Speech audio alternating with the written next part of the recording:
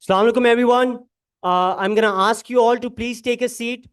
For those who still haven't eaten yet, we are waiting on more plates. तो घर वाली बात समझे, we're trying to get more plates. So until then, please settle down. We're going to start with this session. And for this session to start, it's important that you all settle down. So I'm going to ask everyone to please take their seats so our moderators can start the conversation.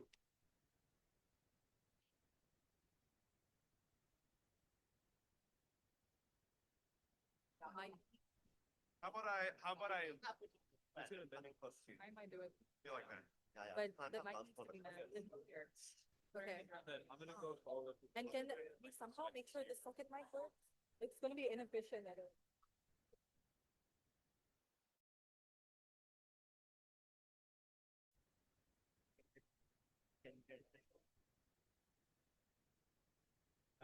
Yeah. Put the mic to the head. Like that, you good? You can reach us a signal to the now. Just from up.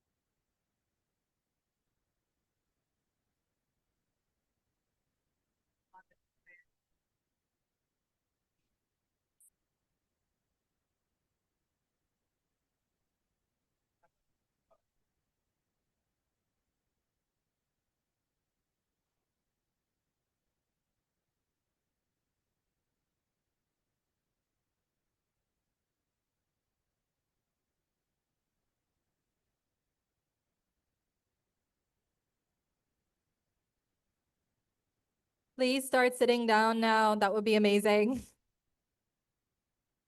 In the interest of time, we really need to get started on our next panel so that we can keep moving forward and not have more delays. So you guys are free to grab your food and come sit down, but that would be great if everyone gets settled, please.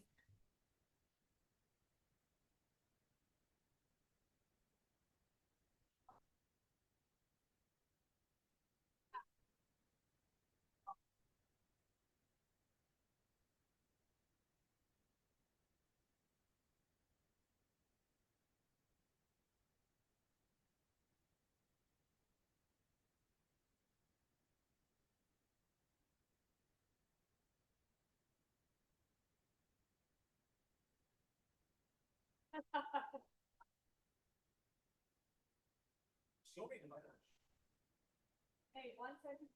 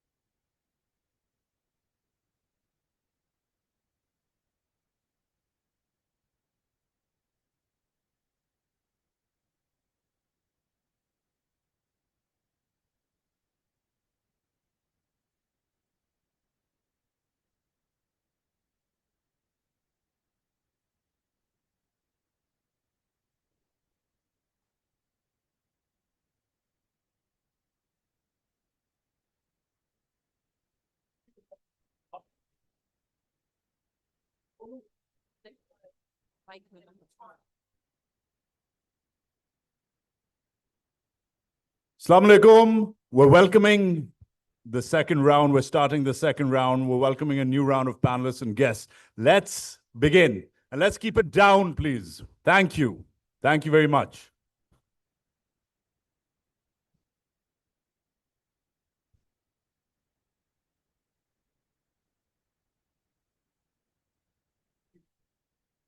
Assalamu alaikum, everyone. We're about to start our lunch and learn. It would be great if everyone can settle down. In the meantime, I want to thank our lunch sponsors, Spice Circle, for feeding everyone here. They've been a truly amazing partner to work with, and we thank them for feeding everyone at this conference. But without further ado, we're entering our second phase of this conference. This is the Lunch and Learn panel, and I will introduce myself one last time. My name is Mariam, and I'm a sophomore in the college at Georgetown studying government. And I'm very excited to introduce our Lunch and Learn panel moderated by Sabrina Siddiqui. And this panel will function a little differently compared to the rest of them. We really want to focus on audience engagement in this panel, so the audience will get the chance to line up at the two mics that we have over there and at the end of the room. But please make sure that everyone does so in a respectful and orderly manner, because we want this to be as quick and sharp as possible, but still be as interesting for everyone. So one last time, I will tell everyone to settle down, and I will also read out Georgetown's speech and expression policy for everyone to keep in mind. It's important to note that Georgetown University is committed to standards promoting speech and expression that foster the maximum exchange of ideas and opinions. While it is recognized that not everyone may share the same views as the speaker, it is expected that everyone in attendance respects the right of the speaker to share their perspectives and ideas by not causing a disruption in the event's activities. Thank you, everyone, for contributing to this conducive and engaging environment. And please be mindful that our mics are very sensitive to sound, so it is really important to be as quiet as possible. This is the only session going on right now, so it would be great if everyone can just sit down. And without further ado, I will pass it on to Sabrina to moderate this panel. Thank you. All right, everyone. Good afternoon. Assalamu alaikum. Thank you so much for being here. Thank you, Mariam, for the very kind introduction. And I do want to reiterate that this panel is going to be a little bit different, okay? So there's been a wonderful program so far. We have had, very thoughtful academic, intellectual discussions that have been extremely informative. This will also be informative, but a little bit different in terms of vibes, okay? We want this to be engaging. We want to make you part of it. I'm going to start by introducing and asking our esteemed panelists a few quick questions about topical issues. And then we really want you to think about your best and even maybe confrontational questions for our guests here today. And make your questions good. We'll get to that part later. We also want to make this punchy. We want to keep it going. So I will say that to our lovely panelists over here, if we feel like you're going on too long, I reserve the right to play you off with background music as they do at the Oscars. So we're going to try and keep your answers on the tighter side so that we can get through as much as we can. I am, again, Sabrina Siddiqui, national politics reporter for the Wall Street Journal. This is Wajahat Khan, Emmy-nominated journalist, best-selling author, but most importantly, CEO of Pak Futures Foundation, without which we would not be here doing this today. Akbar Shahid Ahmed, senior diplomatic correspondent for HuffPost, who covers a range of foreign policy issues. He also has written a book on the Biden administration's handling of Israel's war in Gaza called Crossing the Red Line. Comes out this fall. Encourage you to stay tuned for that. And Wajahat Ali, columnist, public speaker, author of the memoir, Go Back to Where You Came From, and other helpful recommendations on how to become American, resident uncle. There are two Wajahats, so I could call you Wajahat uncle and you Wajahat bhai. I could call you Wajahat A, Wajahat K. We'll figure it all out. Guys, I want to just, sharp question to kick off this panel. I'm sure a lot of people in the audience think it's Imran Khan, but what do you think is the defining issue of this time? Let's go you first. In one sentence, what is the defining issue of this time? This time for Pakistan or this time for the world? I need a... Both, all of it. I think For Pakistan, I know that the greatest issue is polarization. We're polarized and stratified across society. There's haves and have-nots across the board. There's the English-Urdu divide. There's the obviously the usual ethnic divides. There are, of course, clearly there's a gender divide which isn't going anywhere, despite some women in power and important positions. But I think critically, crucially, and currently, the greatest divide, which is our biggest divide, is the civil-military divide. I could go on with other ones, the sectarian divide, the provincial divide, the liberal versus not so liberal divide. You know those. But I think at this point, the greatest divide is the civil-military divide. And it's very difficult to bridge that, and increasingly difficult to bridge that. Thank you. That was a little more than one sentence, but I'm going to ask our next two to try and very succinctly. The reason I want to ask each of you the defining issue of this time is because I want you guys to start thinking about the questions, the real hard-hitting questions you want to ask these guys based on their expertise. Akbar, the defining issue of our time in one sentence. Looking at global affairs, I think the defining issue of our era is the hyper-concentration of wealth and power that globally is creating issues from Zoran Mamdani, climate change, migration, AI. Every single issue affecting our future is affected by the few versus the many. Nice. Wajahat A, Uncle G. Uncle Wajahat here. Assalamu alaikum. A pleasure being at Georgetown's Pakistan Public Policy Conclave, GP3C. Say it 3 times fast. And I'm very honored to be back at Georgetown, a university that rejected me as an undergrad and also rejected me in law school, and now is paying me nothing to address this august Pakistani audience. So thank you. Karma is real. Karma is brown. Karma is very petty. My one sentence Akbar took is the greatest challenge, or what was the question? The greatest challenge? The most defining issue The of our most time. defining issue is the haves versus the have-nots, the 99% versus the 1%, and whether or not the 99% can mobilize their energy, their talents, their will to imagine a better future where the haramzadas stop stealing all of our resources, and inshallah we can create an equitable society where all of us can rise and fulfill our dreams. Wow. Wow. Okay, so that was just to get us thinking, okay? Now, we are obviously sitting here almost a year now into the Trump administration. You all have various areas of expertise in both domestic and foreign policy. I want to ask you guys, what is behind Pakistan's charm offensive toward President Trump, and how would you rate it? What are the risks? What are the rewards? I'm going to go with Akbar, you first. Sure. I think Pakistan's charm offensive is about Pakistan's sense of itself, and in two factors. There's a very real concern Pakistan has with its neighbors, with Afghanistan, with India, with its security. But there's also, and I say this as someone who grew up in Pakistan, goes back all the time, cares about it deeply, we don't matter that much. We don't need to tell ourselves we have to be at the center of global affairs. And I think Pakistan, to its detriment, has focused on its relationship with the US rather than thinking about its own issues, its own development, its own social issues. And I do see a lot of risks in this Trump embrace. Of course, Trump has turned around and said that General Asim Munir is his favorite field marshal. Let's not forget that in the first Trump presidency, Egyptian President Sisi was his favorite general, right? That can change. It can all change with Donald Trump. Associating yourself so closely with one administration, one movement, when Democrats especially are rising up, looking for the post-Trump era, and are very concerned about democratic decline in Pakistan, it's not the wisest policy from my viewpoint. Wajahat A, you spend a lot of your time. You could just call me Uncle Wajahat. Uncle, I just might embrace, yeah, Uncle, please batai. No, so you spend a lot of your time focusing on the rise of MAGA, the threat of fascism. Smart, ill-advised, Pakistan's charm offensive toward President Trump.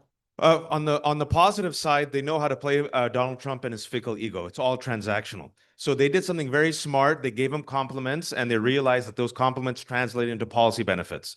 The negative side we can see is India publicly didn't support Donald Trump for when he was making the case for the Nobel Peace Prize. So he's so fickle, so weak, infatuated with his own ego that he decided to punish India with tariff policies. So from that angle, Pakistan is playing it somewhat smart, looking at the ego of the current president, who's the most powerful person on earth, and saying, "Tika, we'll just give you some lift and we'll get a lot of stuff in return." The negative aspect that Akbar said, he's so transactional, he's so fickle, is that he will turn on you on a dime.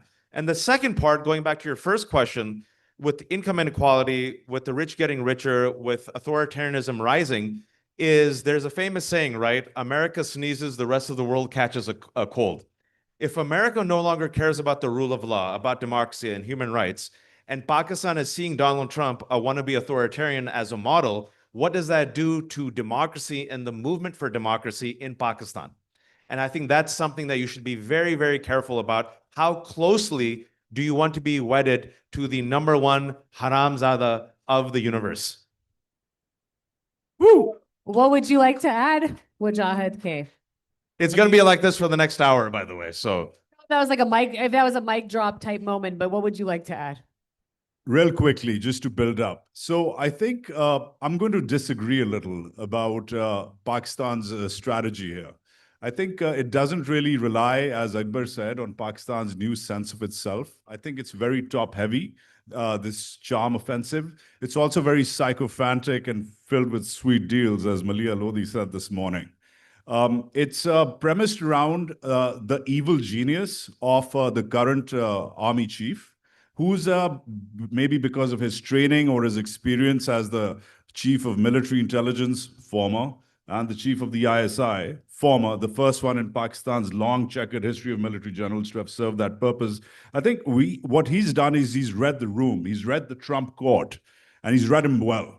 And versus India, for example, which I disagree with Wajahat on, that India, fine, is a strategic partner, but India was too clunky, too chunky, too slow to navigate around Trump Court 2.0. And maybe because Asim Munir's lobbyists, Asim Munir's ingress, Asim Munir's, like I said, evil genius or whatever it is, the very fact that just the last couple of weeks have been dominated by the history of the bromance between Trump and Munir goes on to underscore two things. One, this is not based on states, it's based on an arrangement, which is personal, which doesn't say much about Pakistan in the long run. And the Indians are going to be at a comparative advantage forever, because for the Indians, for us as Pakistanis to thumb our nose at the Indians is a little premature. But I think in the long run, this is all going to depend on the whimsy of Trump, as Wajahat said, and on the perpetuity of Asim Munir. Is this going to percolate down? You can already see that for now, this is good. Pakistan's the flavor of the month. But flavors change fast in Washington, especially Trump's Washington. So I don't think this charm offensive has legs. You brought up India. You actually teed up my next question. It's almost as if I may have told you a little bit ahead of time what we might be talking about.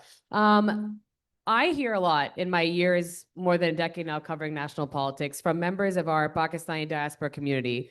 And I do want to switch gears a little bit to, what matters here at home. I hear a lot of comparisons to the Indian diaspora, the way that Indian Americans and just, NRIs have risen, in terms of positions of power across virtually every industry, CEOs of major tech companies, elected officials in Congress, serving as cabinet officials, obviously in business, very visible, very present. And a lot of what I hear from the Pakistani diaspora is, why not us? Why not us? What should the Pakistani diaspora community be doing here at home to increase our relevance in the United States and in the upper chambers of power? Wajahat K. Oh. And then Wajahat A. That's a tough one. Well, firstly, as divided as the community here is and the diaspora here is, and the biggest example of that is the controversy around this very event, right? A couple of vloggers, for lack of a better word, I don't know what else to call them, have made a case of this being ISI-sponsored conference. Firstly, if the ISI is here, welcome. Please raise your hand. There's a lot of us who want to get to know you. Identify yourselves. Stand Please up. identify Stand up if you you with are the a member dark of the suit. ISI. Maybe it's you with the green tie. Is it you? I'm kidding. So firstly, I haven't met an ISI agent since my days in Waziristan. I really want to meet you. Come say hi. Secondly, and critically, the diaspora here, like any other diaspora, is not, it's heterogeneous, it's diverse, as it should be. But there are, for example, changes happening. For example, this one, which goes against the grain.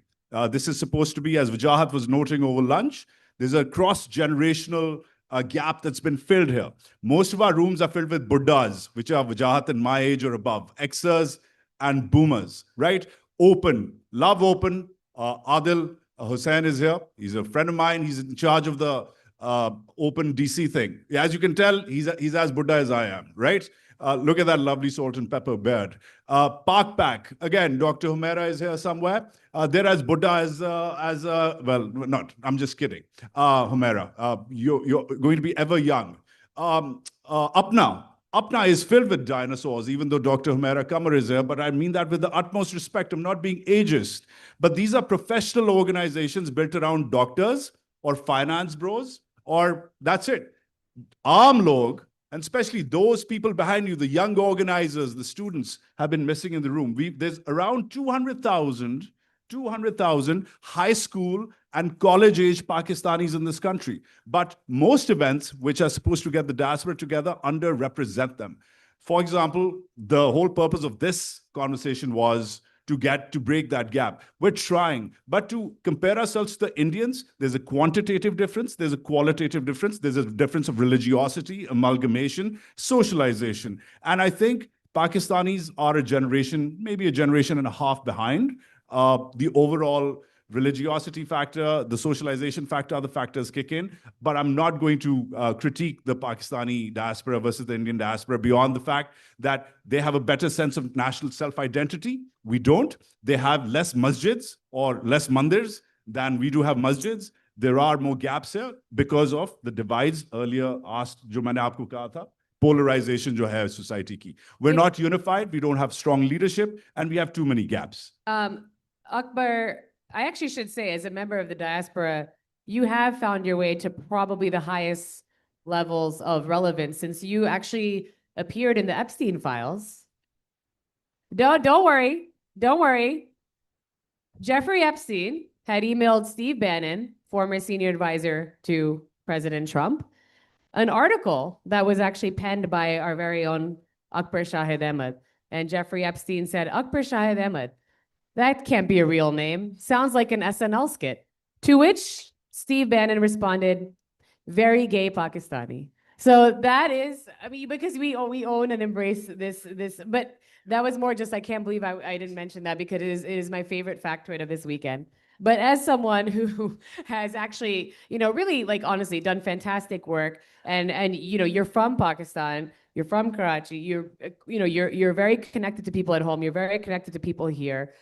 What do you think the diaspora should be focused on? And I know there is a quantitative difference between Pakistani and Indian diaspora here in the United States, but it's such a grievance I hear from our community. So what do you think is the work that needs to be done? Well, as your resident SNL skit, I would say, look, I think I look at people like Adil Mangi, someone similar to me, grew up in Karachi, came to this country with aspirations to contribute, be part of society. There was not a wellspring of Pakistani support for Adil Mangi's confirmation. That was a winnable battle to get this. Can you remind people who was a judge nominated by Biden to the court, really questioned over extremely spurious anti-Semitism allegations. He was a qualified. Can I just say he would have been the first Muslim and Pakistani American federal judge on the Third Circuit. Yeah. And he should have been. And he should have been. Would have been. And he should have been, and it was a winnable battle. There were Democratic senators standing in his way, not Republicans. Many Democrats flipped against the Biden administration, had a wellspring, I think, of Pakistanis, of Muslim Americans rallied around this Pakistani. That would have been a different matter. For me, I wonder so often, again, we should care about what's happening. My mother lives in Karachi. I care a lot about what happens in Karachi's sewage system, right? That really matters. But we also have to care about what's happening here. And we have to focus our attention and our resources not just on those fights. I think sometimes it can be emotional for us. Look, I was listening to Dil Hare Pukare in the shower right before I came here. I also want to be in 1990s Karachi, but we are in 2020s Washington, D.C. And the wheels of power are turning. If we are not helping to turn them, we are irrelevant and we will get steamrolled. So we need to show up. Wajahat, can you like literally have your thinking cap on, but also your Yeah, thinking just to perpetuate Akbar's point about Adil Mangi. Firstly, he's a senior of ours in the same school, but that's not the point. The point is that there's people in this room, and I can put good money on it, who haven't heard of the man. And to answer your question, if Adil Mangi was an Indian, and the first Indian to have been nominated for the third Federal Circuit Court, this would have been a very different country and a very different conversation.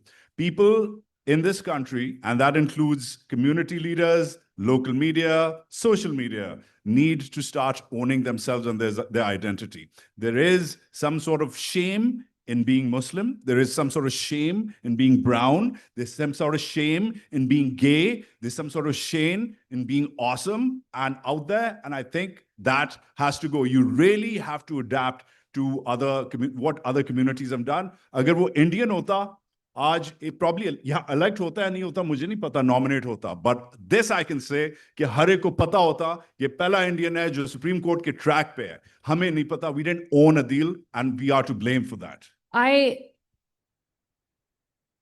Talia, I arguably have never seen the Pakistani American community or Pakistani diaspora as unified around or as vocal about anything, any issue as Imran Khan.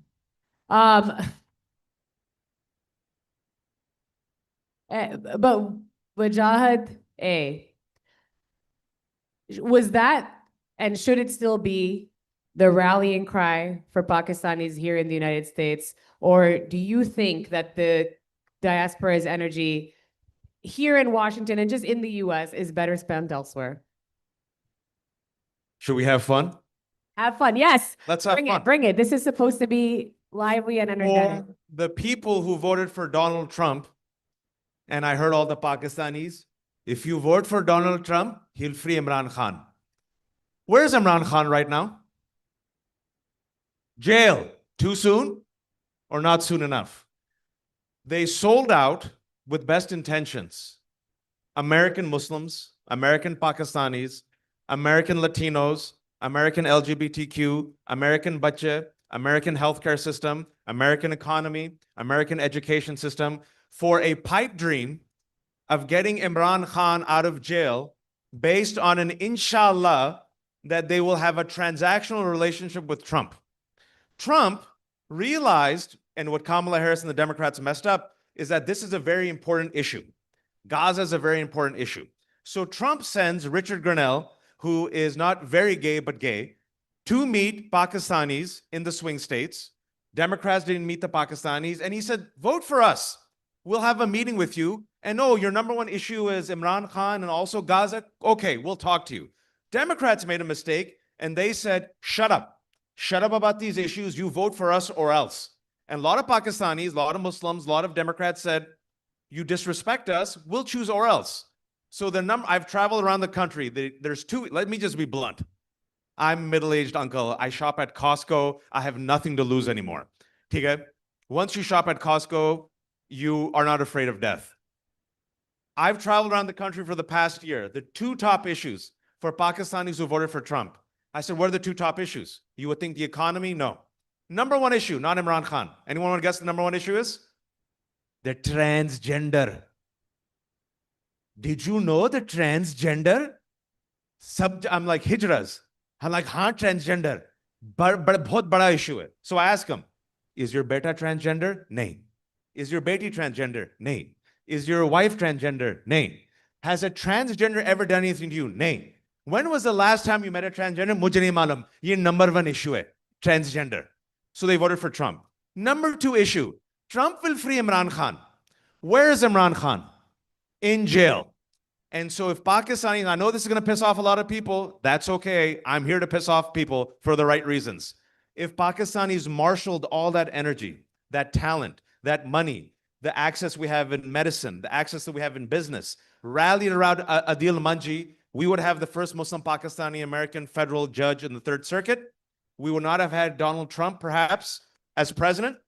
And if we had actually come up with a smart policy to get Imran Khan out of jail, maybe we could have gotten him out, but we went on Josh. Vote for Trump, Imran Khan will be free. I'm telling you, I saw AI videos of Donald Trump doing puppy shappy with Imran Khan in a jail, and intelligent Pakistani uncles were like, "Wo tum video dekhe? AI, wo AI tha? Ye asli video ye nakli video hai?" I'm like, that is an AI video. I don't know. I think Donald Trump visited Imran Khan in jail. So that's what happened. Did it work out for us? Let us learn from our mistakes. Thank you for coming to my TED Talk. I feel like this is a really good segue to bring our audience in because you've gotten everyone real fired up, all three of you. We have mics going around, and I might come back in if I need to, of course. I want to make a quick announcement before we take our first question. If your question does not take the form of an actual question, I reserve the right to cut you off. You are welcome to spar with our panelists, but we don't want commentary. We want a real question, not a long statement. And so there's a mic that you're going to line up. Look, see, right back. Oh, there. Okay, so our Mughal, I think, is actually I already know him. But you can introduce yourself. Sure. Yeah, but there's one back there and one here, right? So there's two lines, one in the middle, one in the back right. I'm going to go with Armughan because he's already standing. Introduce yourself since I happen to know you, the rest of the people don't. Thank you, Sabrina. Assalamu alaikum. Armughan Javed. I came to the US in 1998 on an H-1B visa. So my question is for Wajahat Ali, fellow Trekkie. In Star Trek, we have a saying, resistance is not futile, right? This time around, somehow the resistance seems to be futile against the Trump administration. So what can we do to sort of keep the spark going? Obviously, we have Mamdani, who just won in New York, Ghazala Hashmi in Virginia. Well, what else we can do to keep the momentum going? So I have 3 kids, 2 of them are here, and that means I cannot afford to be cynical. I have to be hopeful. I think cynicism is cheap and lazy, and it means you spend the rest of your life throwing booze from the cheap seats. Having hope is not just to be optimistic. Hope is a verb, okay? And our faith commands being hopeful even in the most hopeless times. So let me flip that. I know things look really bad. Let me give you some examples of actually how the majority can inshallah win. They threw everything and a Bill Clinton against Mamdani. They threw Islamophobia against him, some of the worst Islamophobia I've seen in this country since 9/11. They mocked him for being an immigrant. They mocked him for eating with his hands. They mocked him for speaking Arabic. They mocked him for being Muslim. He leaned in. The last week before the election, he did an ad in Arabic. He went to Desi restaurants, ate with his hand. He said, I'm Desi, I'm Muslim, I'm an immigrant. He lifted everyone up. He beat Andrew Cuomo and the entire establishment by double digits, got the most people to come out since 1969. All right? Last week, they said, oh, I don't know, Trump and Republicans, they have everything. Blue tsunami. Double-digit victory in New Jersey, Virginia, New York. And the reason, and this is important for us, the reason all these Democrats got double-digit victories, it wasn't because of the Goras. Look at the crosstabs. Only 45% of Goras voted for these Democrats. I keep telling these Goras, you keep chasing Chet, this Gora, this mythical Gora who exists in Ohio. Your base is us. Without us, you ain't going anywhere. Asians, Latinos, Black people, brown people, we gave them the blue tsunami. Last month, 7 million people came out for the No Kings rally. So we have the numbers. We mobilize the numbers. We can defeat fascists here and abroad. All right. I'm going to make sure each of our panelists get in. So I'm not going to have everyone answer every question in the middle over here. Please. Assalamu alaikum. My name is Amar Ali. I'm actually not Pakistani American, but Indian American. Still welcome here, bro. Don't worry. So Save space. My question is regarding Indian and Pakistani relations, given that the two governments have seemingly no hope for any sort of meaningful dialogue. What could the diaspora of both the Indian community and Pakistani communities do to facilitate a better dialogue and perhaps pave a path forward for better relations? Thank you. Wajahat K, this is right up your alley. What a great question. Thank you. Well, firstly, welcome to this event. It was designed to be inclusive, and thank you for being here. I've been going to my first interactions with Indians or Indian Americans were around high school and college. And I felt like it was the best of times. Of course, it was also a very different country. But I feel like institution building from the Pakistani side and the Indian side on the diaspora, that gap needs to be fixed. There are human rights groups, especially on the Indian side here. There's a Hindus for Human Rights right here in America, which does fantastic work. They're the first ones to back up Mamdani. They're the first ones to support Muslims if there's a problem back in India. And they're very proudly Indian and very proudly Hindu. Not the RSS proud, but the other proud, the more progressive, the more Indian American proud. The very fact is that that group exists, doesn't get much traction, and unfortunately doesn't have a lot of counterparts on the Pakistani side as well. I think events like this, which encourage someone like you to ask someone like me that question, is the beginning of something. However, let's be honest. If you've gone to school with an Indian American here, you've gone to college with them, it's a very different dynamic versus what you're back home with them, versus what your media there is feeding them, versus also, frankly, at a time like this, when both policies are terribly charged. It's very different to be a Pakistani American or an Indian American versus being a Pakistani or an Indian. So, who is to blame for that larger cause? I'm not quite sure, but I think we can start by doing more of this, which is talk and communicate and be very, very honest. And frankly, celebrate each other. Mamdani is that example. He owned his Indianness. He owned his Muslimness. He owned his brownness. He owned his desiness. He combined people from all over Queens and all the boroughs. There was no कि मैं हिंदुस्तानी हूँ, मैं पाकिस्तानी हूँ, मैं नहीं हूँ, मैं अफ्रीकी हूँ. He was not embarrassed. I think we need to start with that. We need to be proud of who we are, effectively. Do we have at the back right? I'll go back and forth. Are you in line for a question? Or? Go ahead. Assalamu alaikum. My name is Can you Faiza. come closer to the mic, please? Thank you. Assalamu alaikum. My name is Faiza. मैं एक तो ये सवाल पूछना चाह रही थी कि the first answer that you gave, that we, not me, but most Pakistanis voted Trump, not because it was pledged that he will free Imran Khan. We voted Trump because you kill our children in Gaza, come November, we will reply. Even if it doesn't matter, because we were sleeping for the last 50, 60 years. We didn't know our vote counted. So we, अगर उसके साथ in addition Imran Khan free हो जाता है, so good. But we voted on one thing only. You kill our children in Gaza, we will reply. You kill our children in Sudan, we will reply. So, and I think that actually, Akbar, want to bring you in for this because I heard from so many people that they are sick and tired of voting for the quote unquote lesser of two evils. And I mean, Wajahat A was talking about Mamdani and Islamophobia. So much of that Islamophobia is coming from the Democrats, right? And so much of the money that was being spent to highlight his position on Israel was coming from Democrats who are actively trying to defeat pro-Palestinian candidates at every level of government. You've written an entire book about the Biden administration's handling of Gaza. They're out there now trying to rehabilitate themselves and their image. What has the Democratic Party learned, if anything, about where they lost these voters and what reason have they given to the voters that they've lost to come around and support them again when, at least when I ask them these questions, it doesn't seem like they've meaningfully moved at all. Plus, I want to add one thing. When we were voting, we knew Republicans will do exactly the same thing. But our point was we have to make a statement. You kill our children, we will reply. We will reply. We don't care whether it's a Democrat, whether it's a Republican, whether it's a transgender. You kill our children, we will reply. Akbar, Yeah, go absolutely. ahead.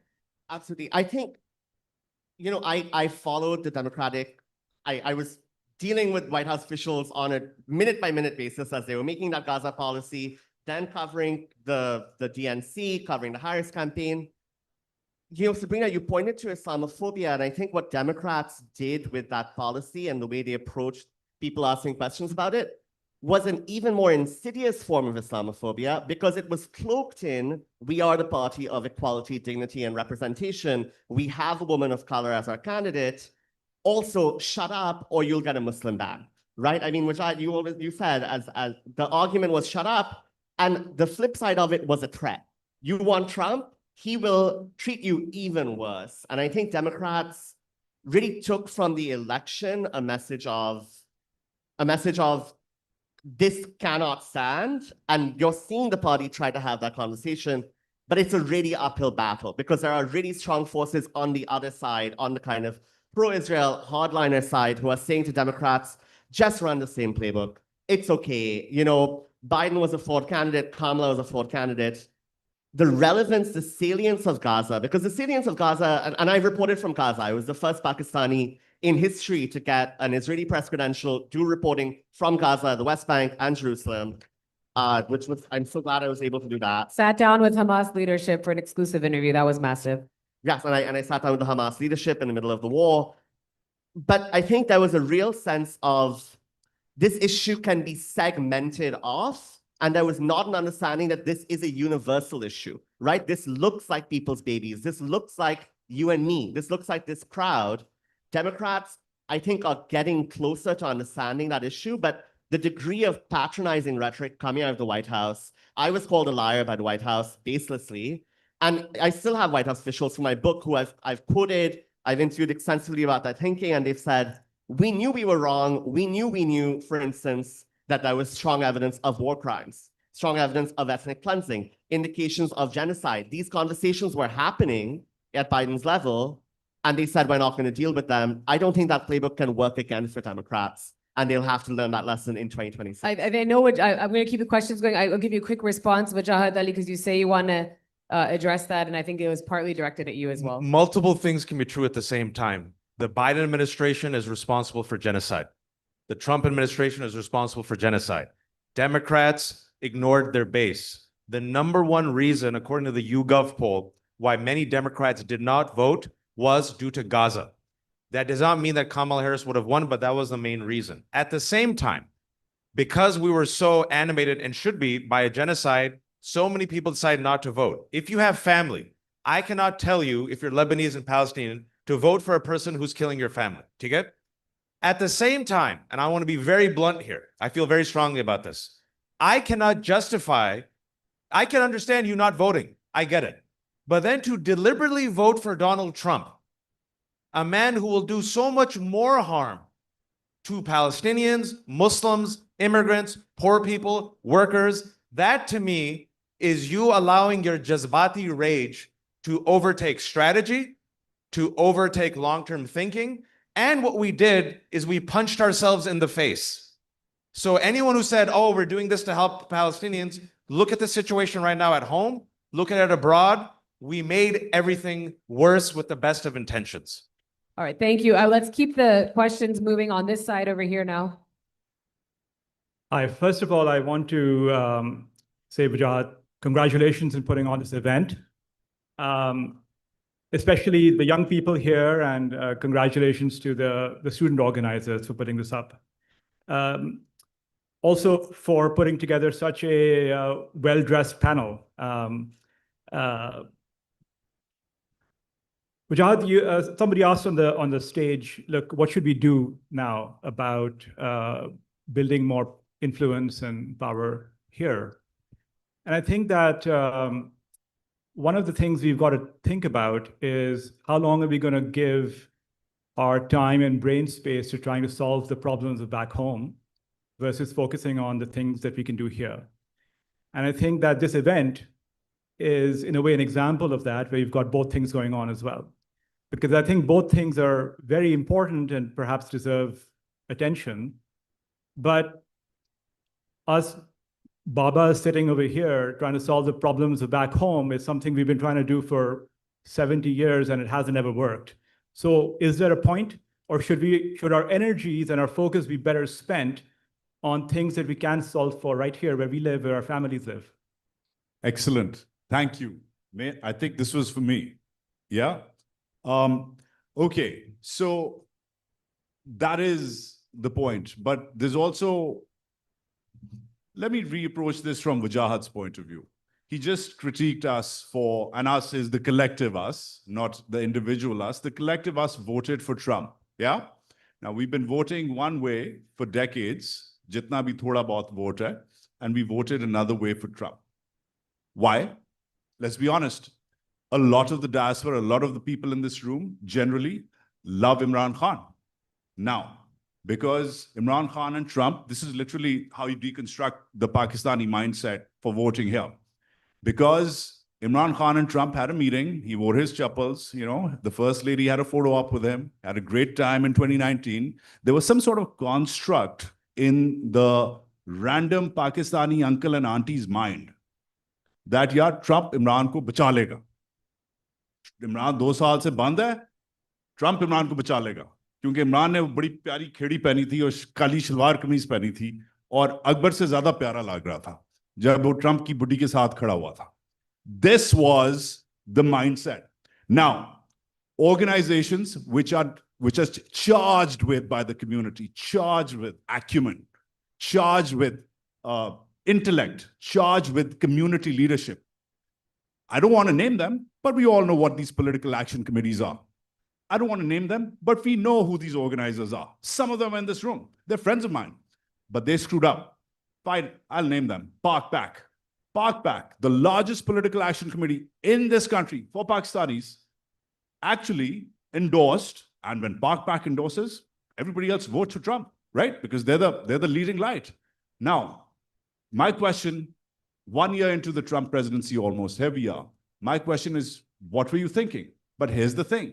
It was a very narrow vision because there's no institutes here, Adil Hussain. There's no institutes here which actually may help us grow.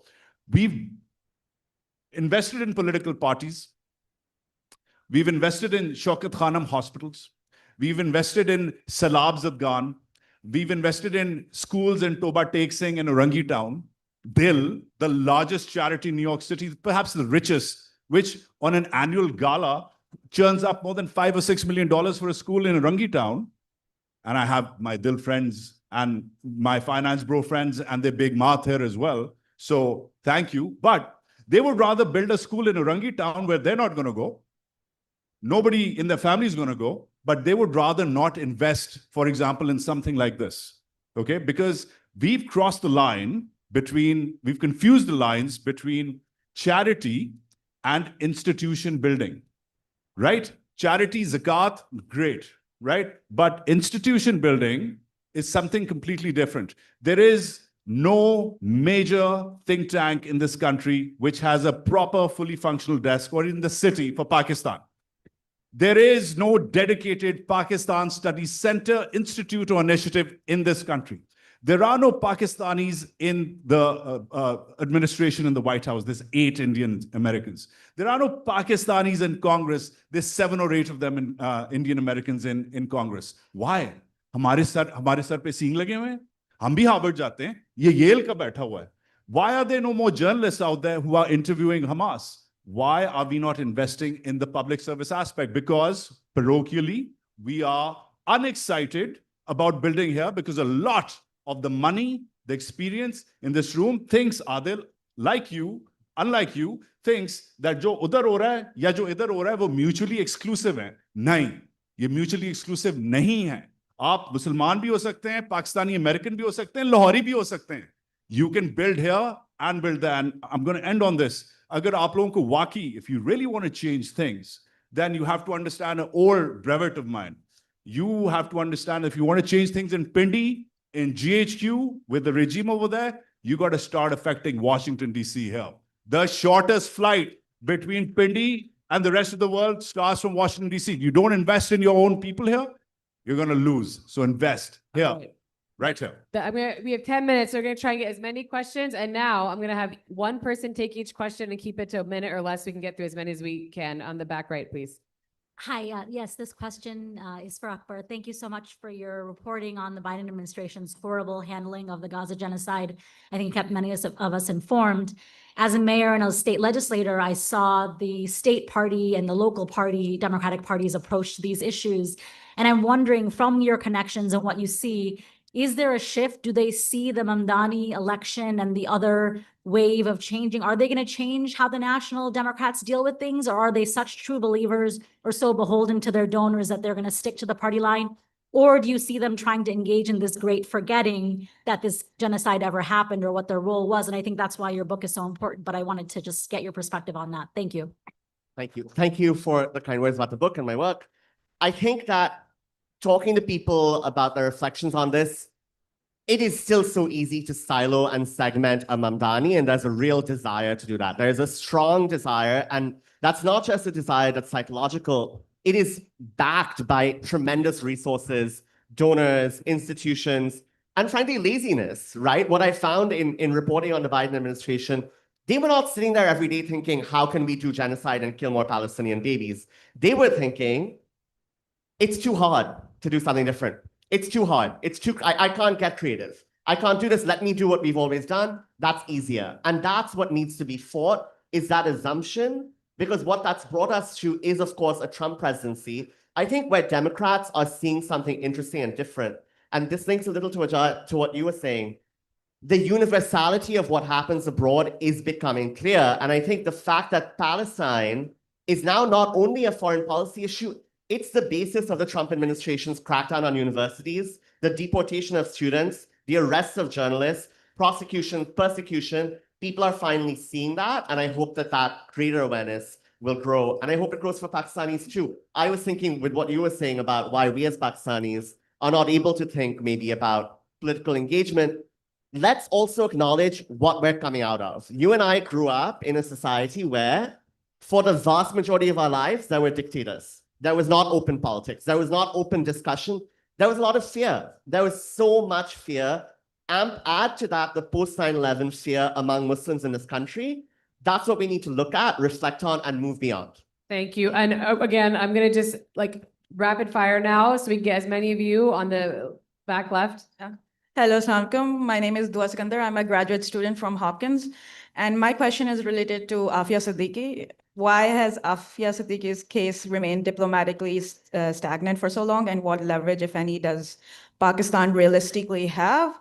And does the Pakistani diaspora is willing to stand up for difficult issues, or do we only advocate for comfortable causes? I'm gonna do this. I'm gonna take a couple questions and we'll pick who answers which. And you, sir, in the back. Yeah, my question is regarding very well mentioned by Wajahat Ali, who you are calling Wajahat uncle, that the crisp of his thought is that is very valid, that overseas Pakistanis in USA, we have almost 1 crore 10,000 overseas Pakistanis all over the world.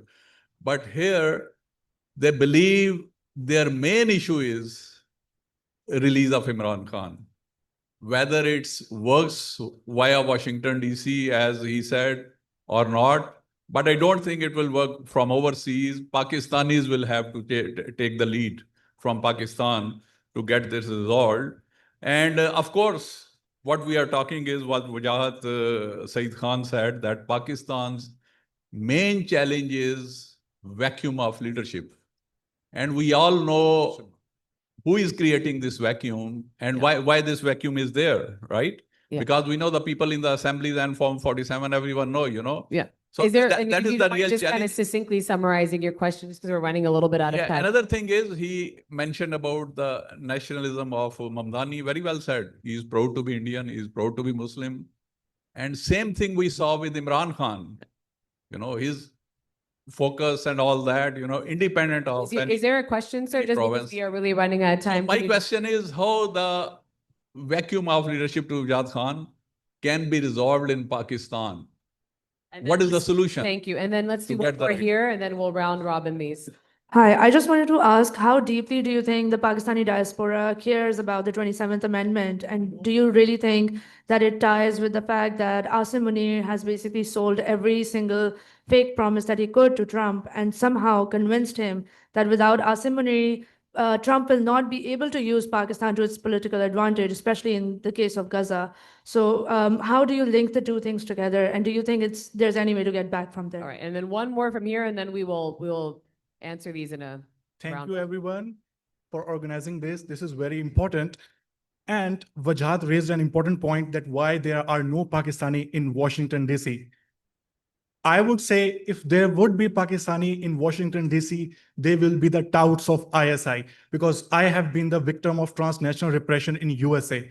I have been abducted by General Tahir Aslam because at the behest of his brother, yes, I'm asking the question. And he showed me that my phone was at home, but he had complete access to my phone, including the Food Panda app. The Food Panda app is the Uber Eats of Pakistan. And he said the screw bits and the copper wire in my food were deliberately implanted. But when I moved to USA, still they have made sure that I know that they have still access to my all the apps. The question. Yes, my question. When you know that ISI and military generals have so much power, access to the CIA, FBI, and the White House, how can they let an objective, impartial Pakistani in Washington, D.C. White House? And we're going to do one more, and then after, this will be a last, I'm going to have everyone then give a thought on whichever one they want to choose, and then these guys will be around for a little bit. You can find them afterwards, sir. Very enthusiastic. Go ahead. And please, just straight to the question if you may, if you can. Can you hear me? Oh, Yes. yeah, sorry. So I just want to play on the point of optimism, right? And so maybe this is Wajahat Ali. So I totally see how the current bromance between Pakistan and the US is idiosyncratic. But in an optimistic sense, is there any way we can harness that to institutionalize it for the betterment of promotion of democracy within Pakistan or not? Okay, great. I'm going to have you weigh in on that. You guys can take constitutional amendment, Afia Siddiqui. Oh, so you, but you go first then. Since All right, real quick, there's a through line through all the questions, which is a feeling of powerlessness against institutions, organizations, and people who no longer represent us. And the through line here is this: what do you do about Afia Siddiqui? How many people know about her? How come they don't know about her? How come you're not the ones actually making people care about her? In order to make people care about it, you have to give the message. Now, not only do you have to give the message, you have to be effective in delivering the message. Not only do you have to be effective in delivering the message, now you need a wide audience. So what have we done with our collective wealth? And I do want to mention this because I know people might seem very depressed. Pakistanis, mashallah, my father came here in 1966 as an 18-year-old at UC Berkeley with his brother, right? 18 years old. He said at that time, if you saw any Desi, you used to cross the street and exchange phone numbers because there are so few of them. Okay? He said we had to drive 2 states to buy halal meat. We didn't know what we were doing. We figured out how to become imams for Eid. Okay? That community, mashallah, has come this far to create this. So give that a round of applause. Thank you. The problem, well, let me finish. Give me 10 seconds, 30 seconds. The problem is we have invested so much so in medicine, engineering, and business. We have not translated that into policy, elected officials, judges, writers, and poets. When our kids say, Baba, mujhe ek writer banna hai, bole tum kya faltu idiot ho kya? Nahi, shadi kaun karega? And we have so many mediocre doctors who would have been first-class politicians and writers. So you have to create the institutions and you have to force power to listen to you, which is what our Indian cousins have done by mobilizing and using the wealth they've made through motels and businesses and through education to get to power in DC. We're going to treat this like a hard out as you guys go on TV. You guys go on TV all the time. So 1 minute, 1 minute. Let's go.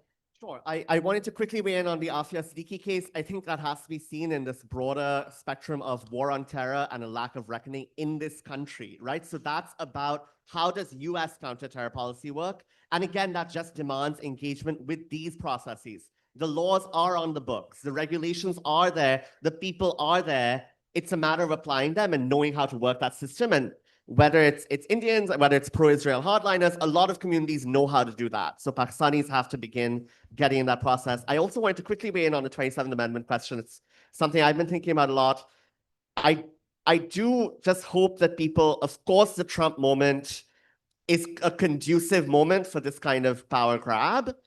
I think there's a tendency to sometimes over-Americanize Pakistani domestic politics and the trend lines that have been happening over many years. And let's not overdo that. Great. I think that's bad mouth. Thank you. Wajahat Khan, final word. There is no final word. This is going to be ongoing. This is going to be communal. This is going to be communal. We will not stop talking. To the person who's wondering about where leadership in this country is, well, it's right here. It's right here. This is it.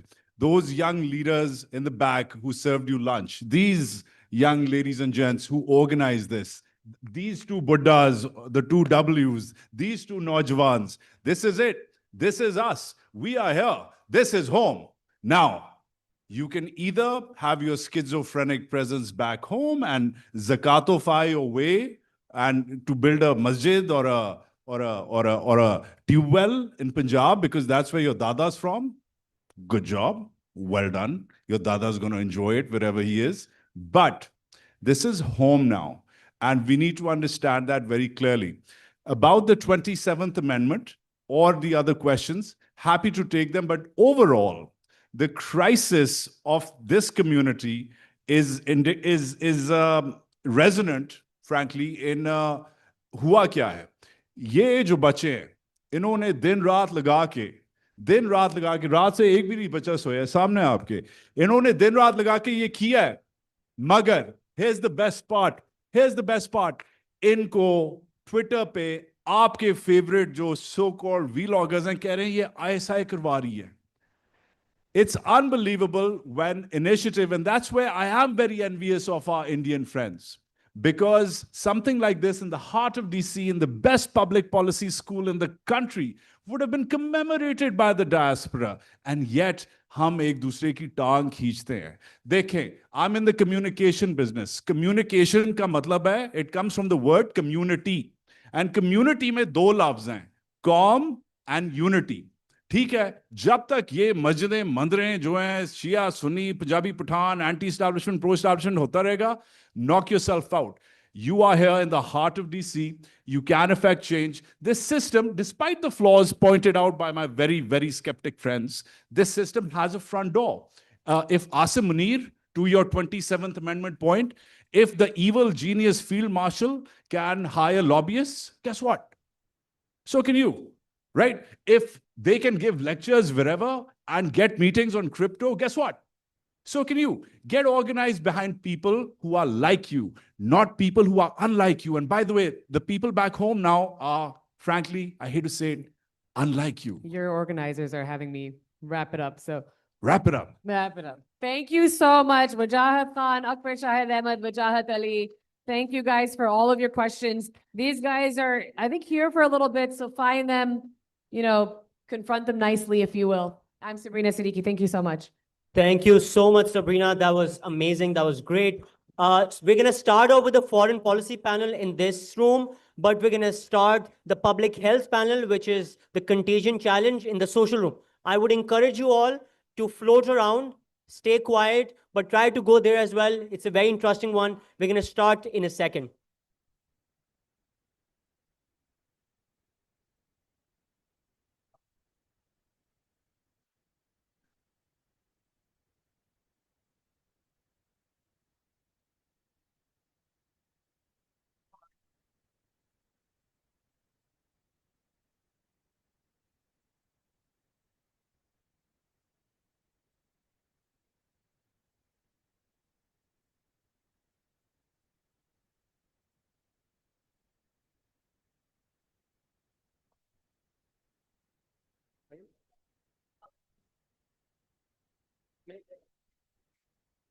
Thank you, Sabrina. That was great. Thank you.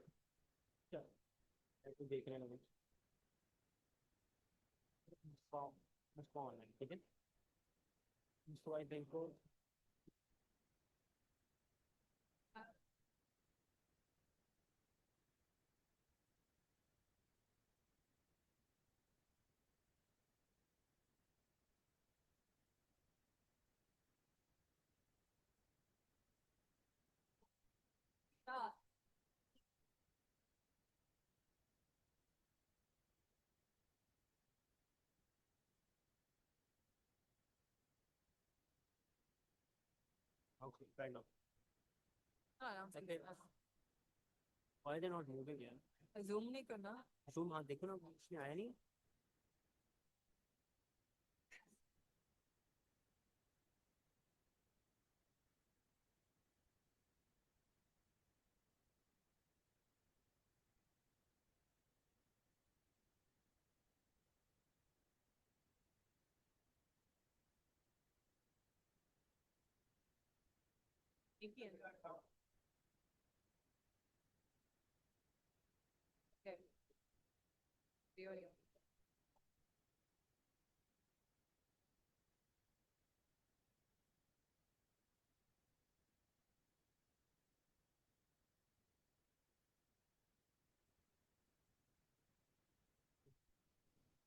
I think just make the announcement. You have to start.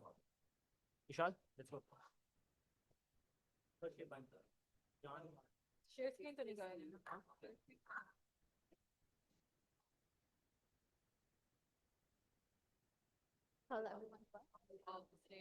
Okay वो बताएगा ना.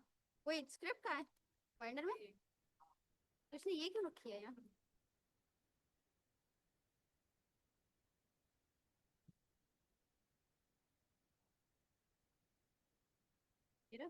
We're about to start our next panel, so if everyone can just clear the stage so we can have our next panelists up on the stage now.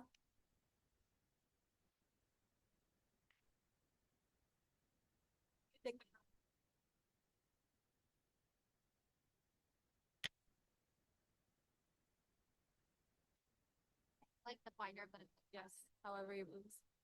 Thank you. If everyone could please settle down quickly, and we also encourage everyone to check out the public health panels going on in the social room. But please be mindful of keeping it as quiet as possible. We're about to start shortly. Have fun. Thank you.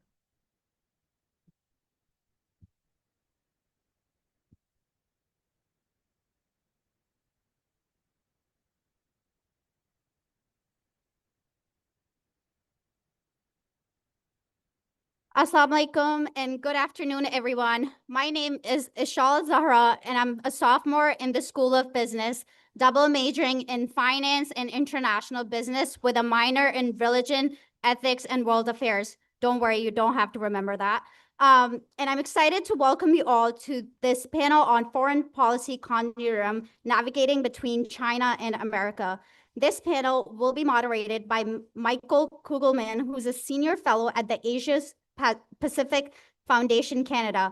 Before we begin, I am going to read out Georgetown's speech and expression policy so this can be a conducive and engaging environment for everyone. It's important to note that Georgetown University is committed to standards promoting speech and expression that foster the maximum exchange of ideas and opinions. While it is recognized that not everyone may share the same views as the speaker, it is expected that everyone in attendance respects the right of the speaker to share his perspective and ideas by not causing a disruption to the event's activities. Thank you for contributing to a constructive and meaningful conversation. I also just want to remind everyone that we encourage everyone to float around between the public health and public policy panels. But while the panels are happening, it is important to be mindful of the speakers as you go in and out. Our mics are sensitive to sound, so we ask everyone to be as quiet as possible. I am honored to pass on the mic to our moderator to start off the panel discussion. Thank you. Can everyone hear me? Great. Well, it's really an honor. It's really an honor to be here moderating this panel. And I have to say, I'm very impressed with the turnout. A Saturday afternoon conference to have this turnout, really impressive. So thank you for being part of this effort to talk about Pakistan. So I am Michael Kugelman. I've been an observer and analyst of Pakistan for 20 years, at least 20 years, and I'm really looking forward to moderating this discussion. This session is called Navigating Between the US and China. It refers to a common aspect of geopolitics these days, countries, especially in the global south, managing the effects of great power competition looking to balance their relations with both the US and China. Many countries in the global south, including in South Asia, are non-aligned. And so that's what they do, or they try to do. They balance their ties with world powers. Now with Pakistan, it's a bit different. Pakistan, unlike many non-aligned states, does alliances, as you know, and it has alliances with both the US and China. These are very different types of alliances. Its alliance with China is deep and long-standing. Its alliance with the US is a bit shaky, and it's undergone various iterations. Cold War alliance, counterterrorism alliance, and so on. But it's still an alliance. And people forget about this sometimes. None of you forget, but there are folks that forget. I mean, the US still formally categorizes Pakistan as a non-NATO ally. So Pakistan is actually America's only formal ally in South Asia, and it's been that way for a while, aside from some time when the Karzai and Ghani governments in Afghanistan were viewed as US allies. So this brings us to our panel today.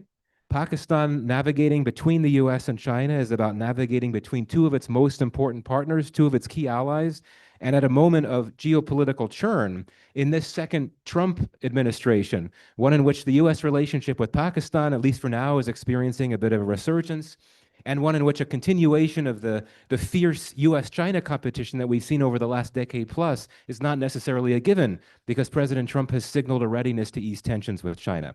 So a lot of interesting stuff to dig into. What a great panel to do it with. I don't recall if the panelists were introduced just before, but very briefly, once again, we have with us Dr. Kamran Bukhari, geopolitical analyst specializing in the Middle East and South Asian security. Dr. Sahar Khan, an independent analyst and an expert on U.S. grand strategy, nonproliferation and arms control, and various aspects of South Asian security. And also Mustafa Haider Syed, who is executive director of the Pakistan-China Institute and advisor for the Belt and Road Initiative.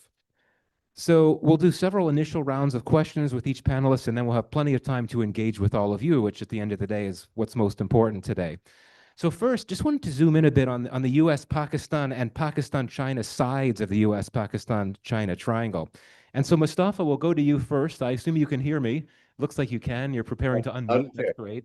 So, as I noted before, the China-Pakistan alliance is a deep one, though there have been some tensions in recent years over China's concerns about security risks to its investments. So what is your top-line assessment of the China-Pakistan relationship now? What stands out the most? Over to you.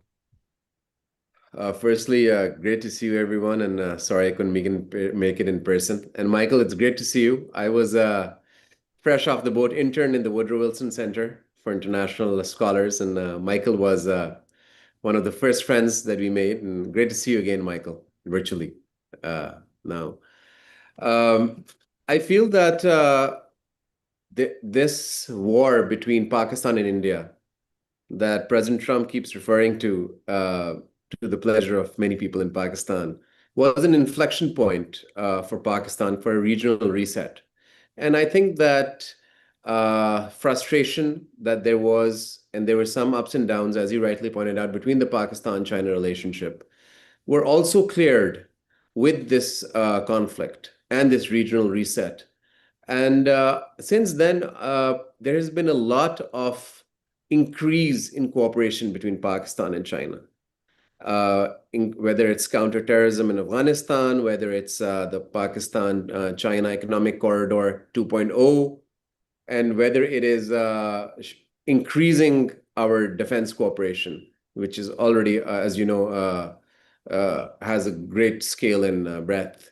So I think that it's at the highest ebb as it's been in many decades. And I don't want to confuse and fall prey to a lot of people saying that it's at the US-Pakistan relationship is at a cost of the Pakistan-China relationship. I think it's going very strong, and I think that boost has been given by default by the recent conflict between Pakistan and India.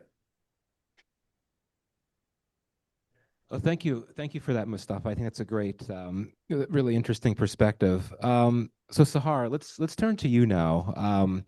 Pakistan, as we all know, is dealing with a lot right now. Tense borders with India and Afghanistan, the risk of resumed conflict with India and a new conflict with Afghanistan, surging levels of terrorism. So What implications does this all have for Pakistan's relations with the US and China? And how, if at all, can or should Pakistan leverage its ties with each power, the US and China, to help address these very serious security challenges that you follow very closely?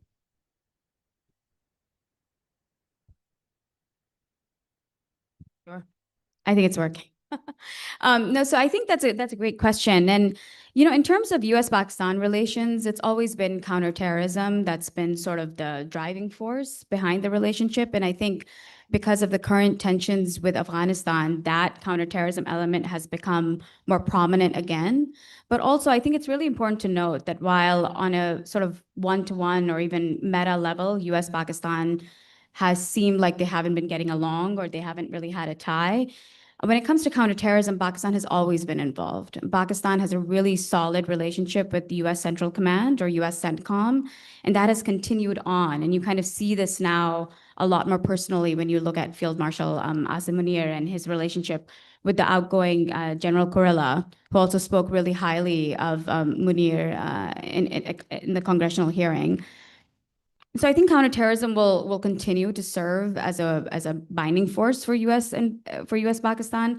But I think this is an opportunity for Pakistan also to use this counterterrorism element for something that can benefit Pakistan. One thing that I think that potentially Pakistan could do is try to convince the Trump administration to be like an off-ramp manager with India and sort of restart back channels and restart hotlines in case of another crisis. And there will be another crisis.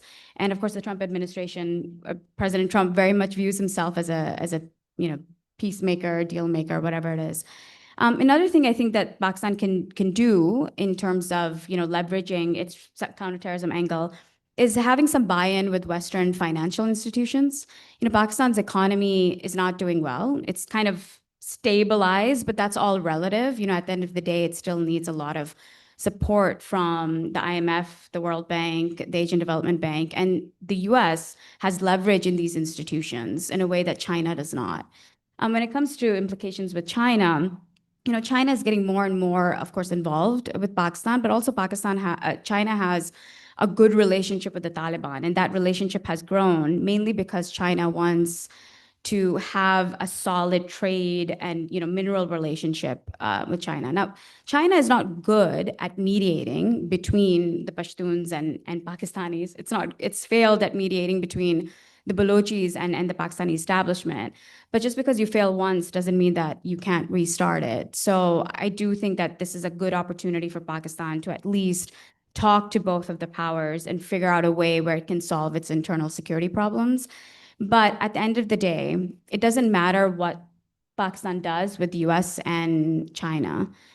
Pakistan's current security problems are because of its own issues with Pashtuns and the Balochi communities.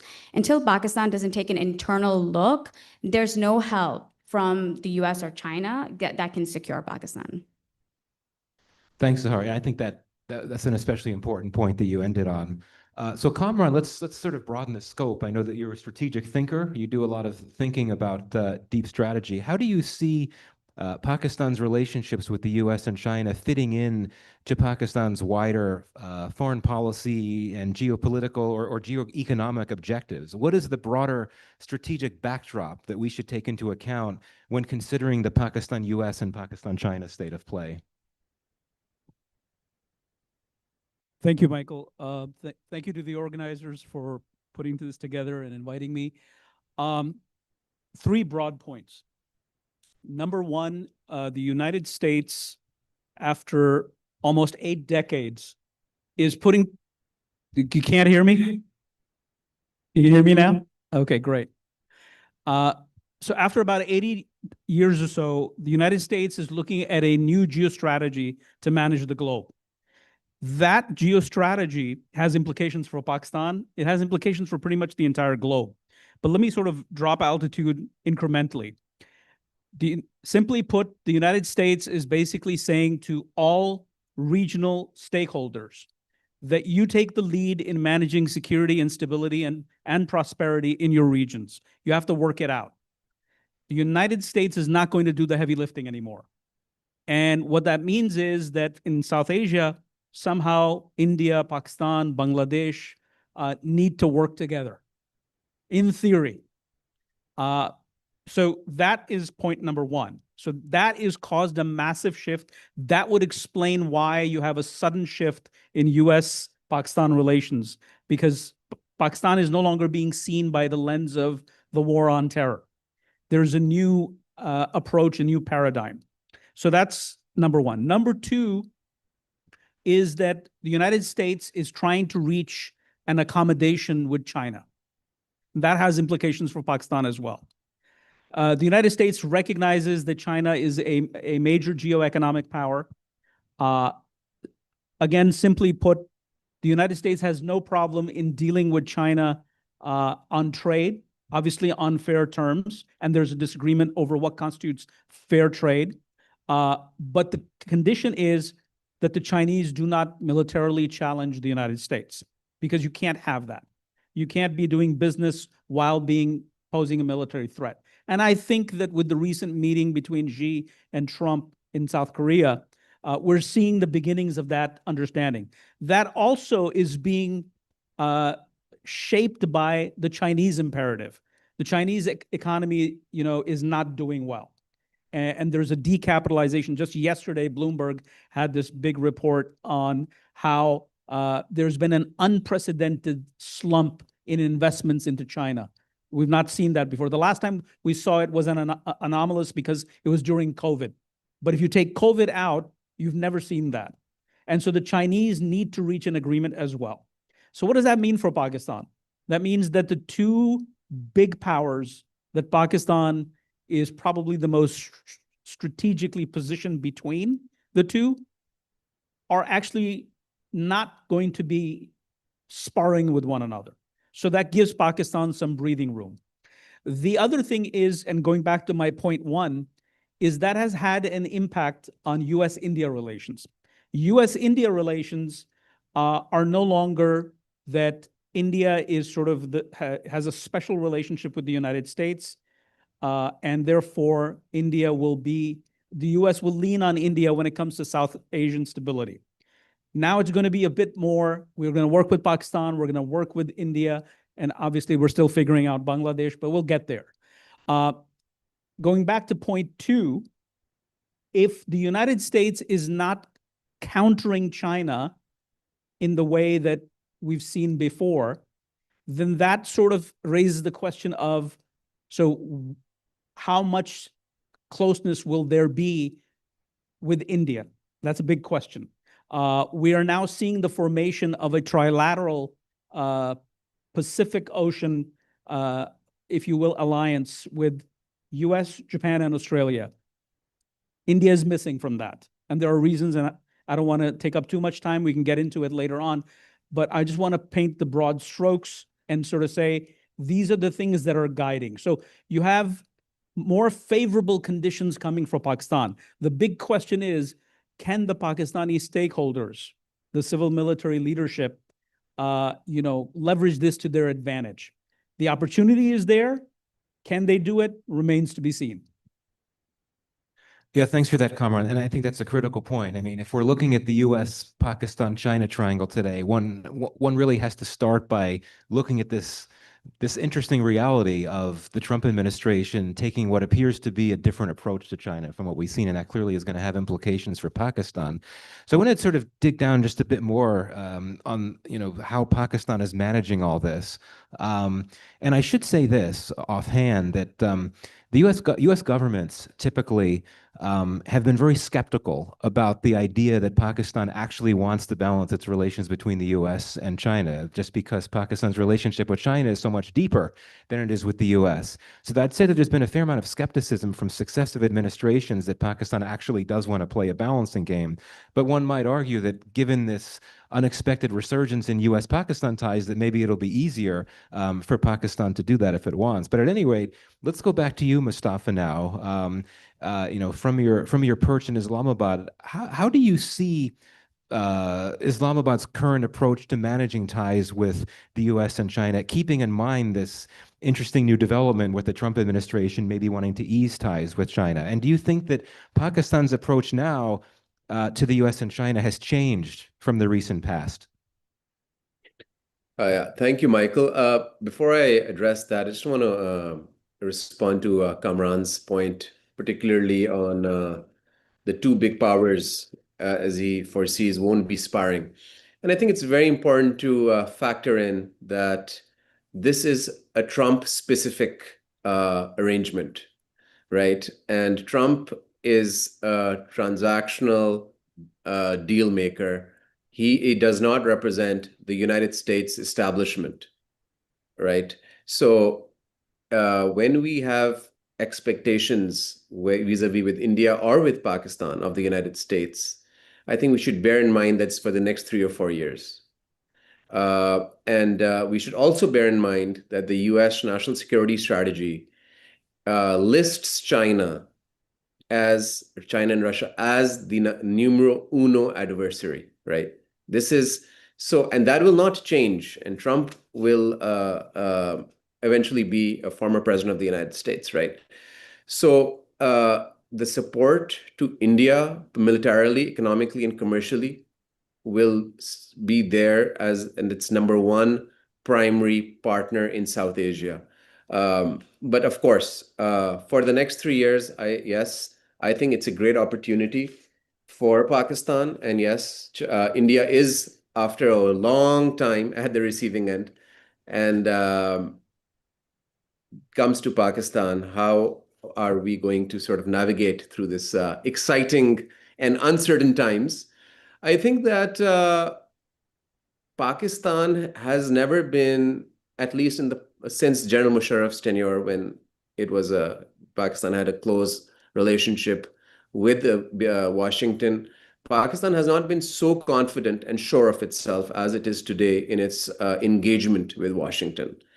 And I think, again, the conflict that happened with Pakistan and India has had a huge impact on this Pakistan-US relationship, because President Trump respects power, and he respects a strong sort of military leadership, right? And we've seen that, and we've seen the appreciation that he's shown towards the field marshal, and he also said he's very good at fighting, and he, of course, repeats a lot of these statements periodically.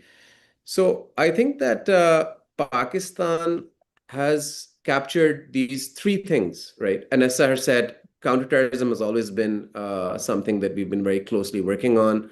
As soon as President Trump came, we captured and gave a very important high-profile Al-Qaeda operative to the United States, and that was mentioned by President Trump in his State of the Union address, and he mentioned Pakistan specifically. So that's how it started off. And then, of course, the two key things which have been added to security are crypto and critical minerals, right? The two C's. And I think that these are right down President Trump's alley. He has his eyes on crypto, and as do his some important and influential people around him. And critical minerals is a key policy item of the Trump administration. And I think we have very ably leveraged our rich endowment of critical minerals to the United States. And I think that said, I feel that this three areas is something that is moving very fast. And at the same time, Michael, you were in Islamabad a few days ago. You saw there's a lot of talk about the China-Pakistan economic corridor, the second phase of the China-Pakistan economic corridor, right? Which involves a lot of industrial cooperation. It also involves agriculture, and it also involves mining. So, and that is mostly B2B. So we are moving on both tracks. And I think so far, Pakistan has been able to navigate and juggle both of these realms of cooperation, Washington and Beijing, very well, knowing that the ties with Beijing are very, very long-term and very consistent. And this is mostly a person-specific engagement. And the relationship with Trump of Pakistan's civil military leadership is translating into US foreign policy, which is, I think, very fortuitous for Pakistan. Okay. Thank you, Mustafa. Kamran, I know you wanted to hit the two finger, and I wanted to ask you a cool question too. So go ahead. Yeah, I want to push back on that. So I think because the establishment in Pakistan is so powerful, we tend to superimpose that model on the United States. These are two separate circumstances. We don't have an establishment here like that.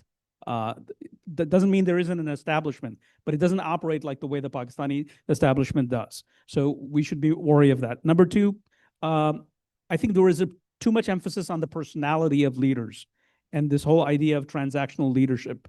Transactionalism is the art of diplomacy.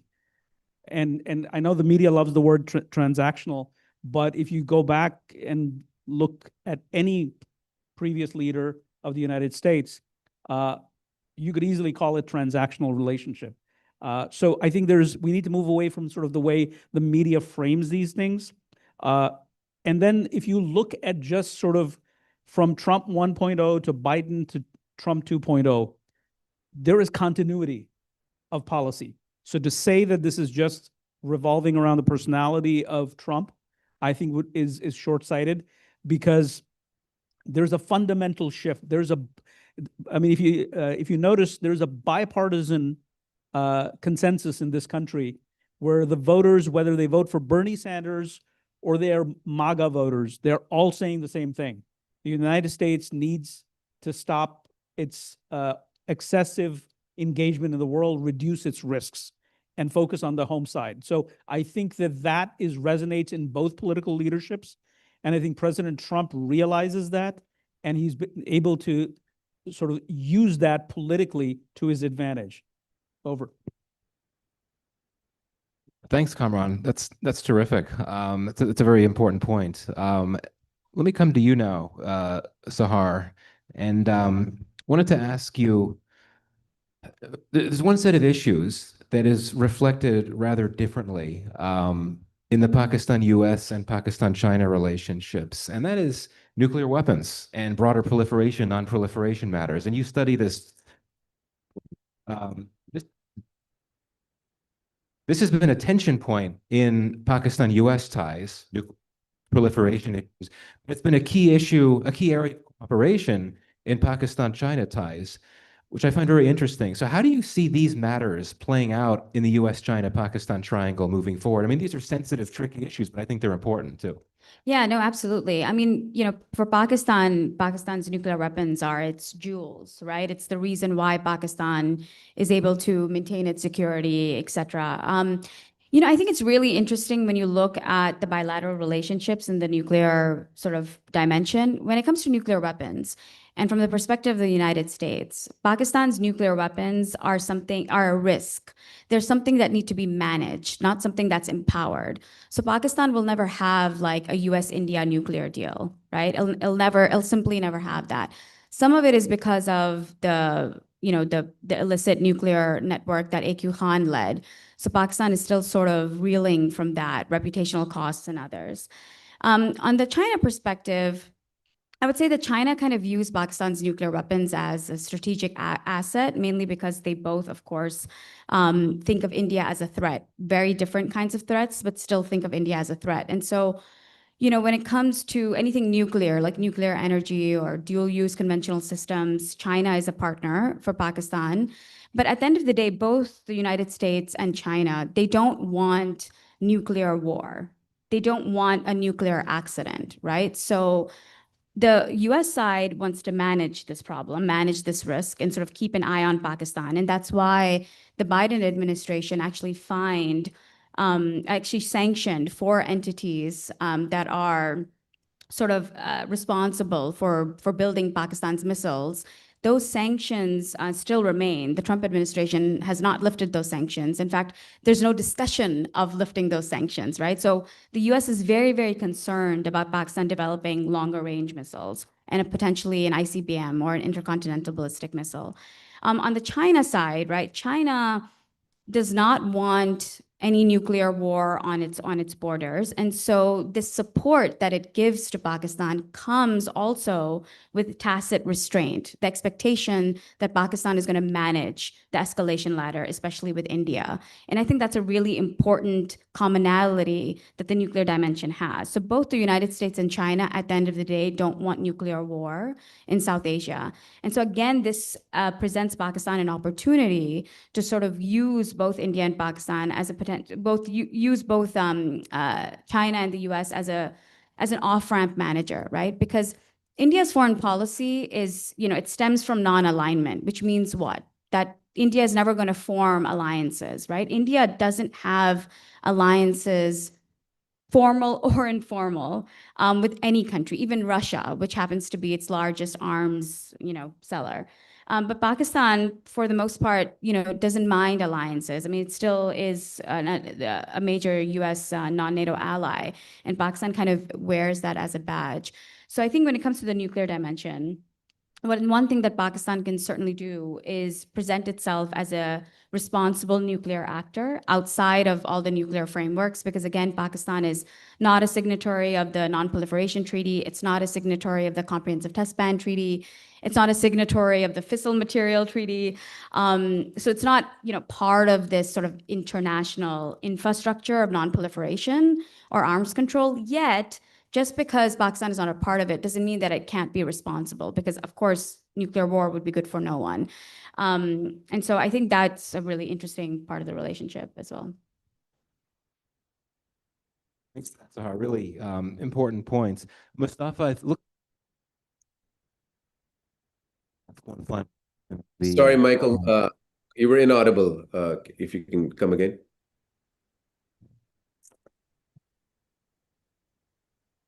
My mic's not. Michael, I can hear you. Is that Sorry. better? Oh, okay. Sorry. Mustafa. Sorry, you're totally inaudible, or maybe it's the internet on my side. Can't hear you.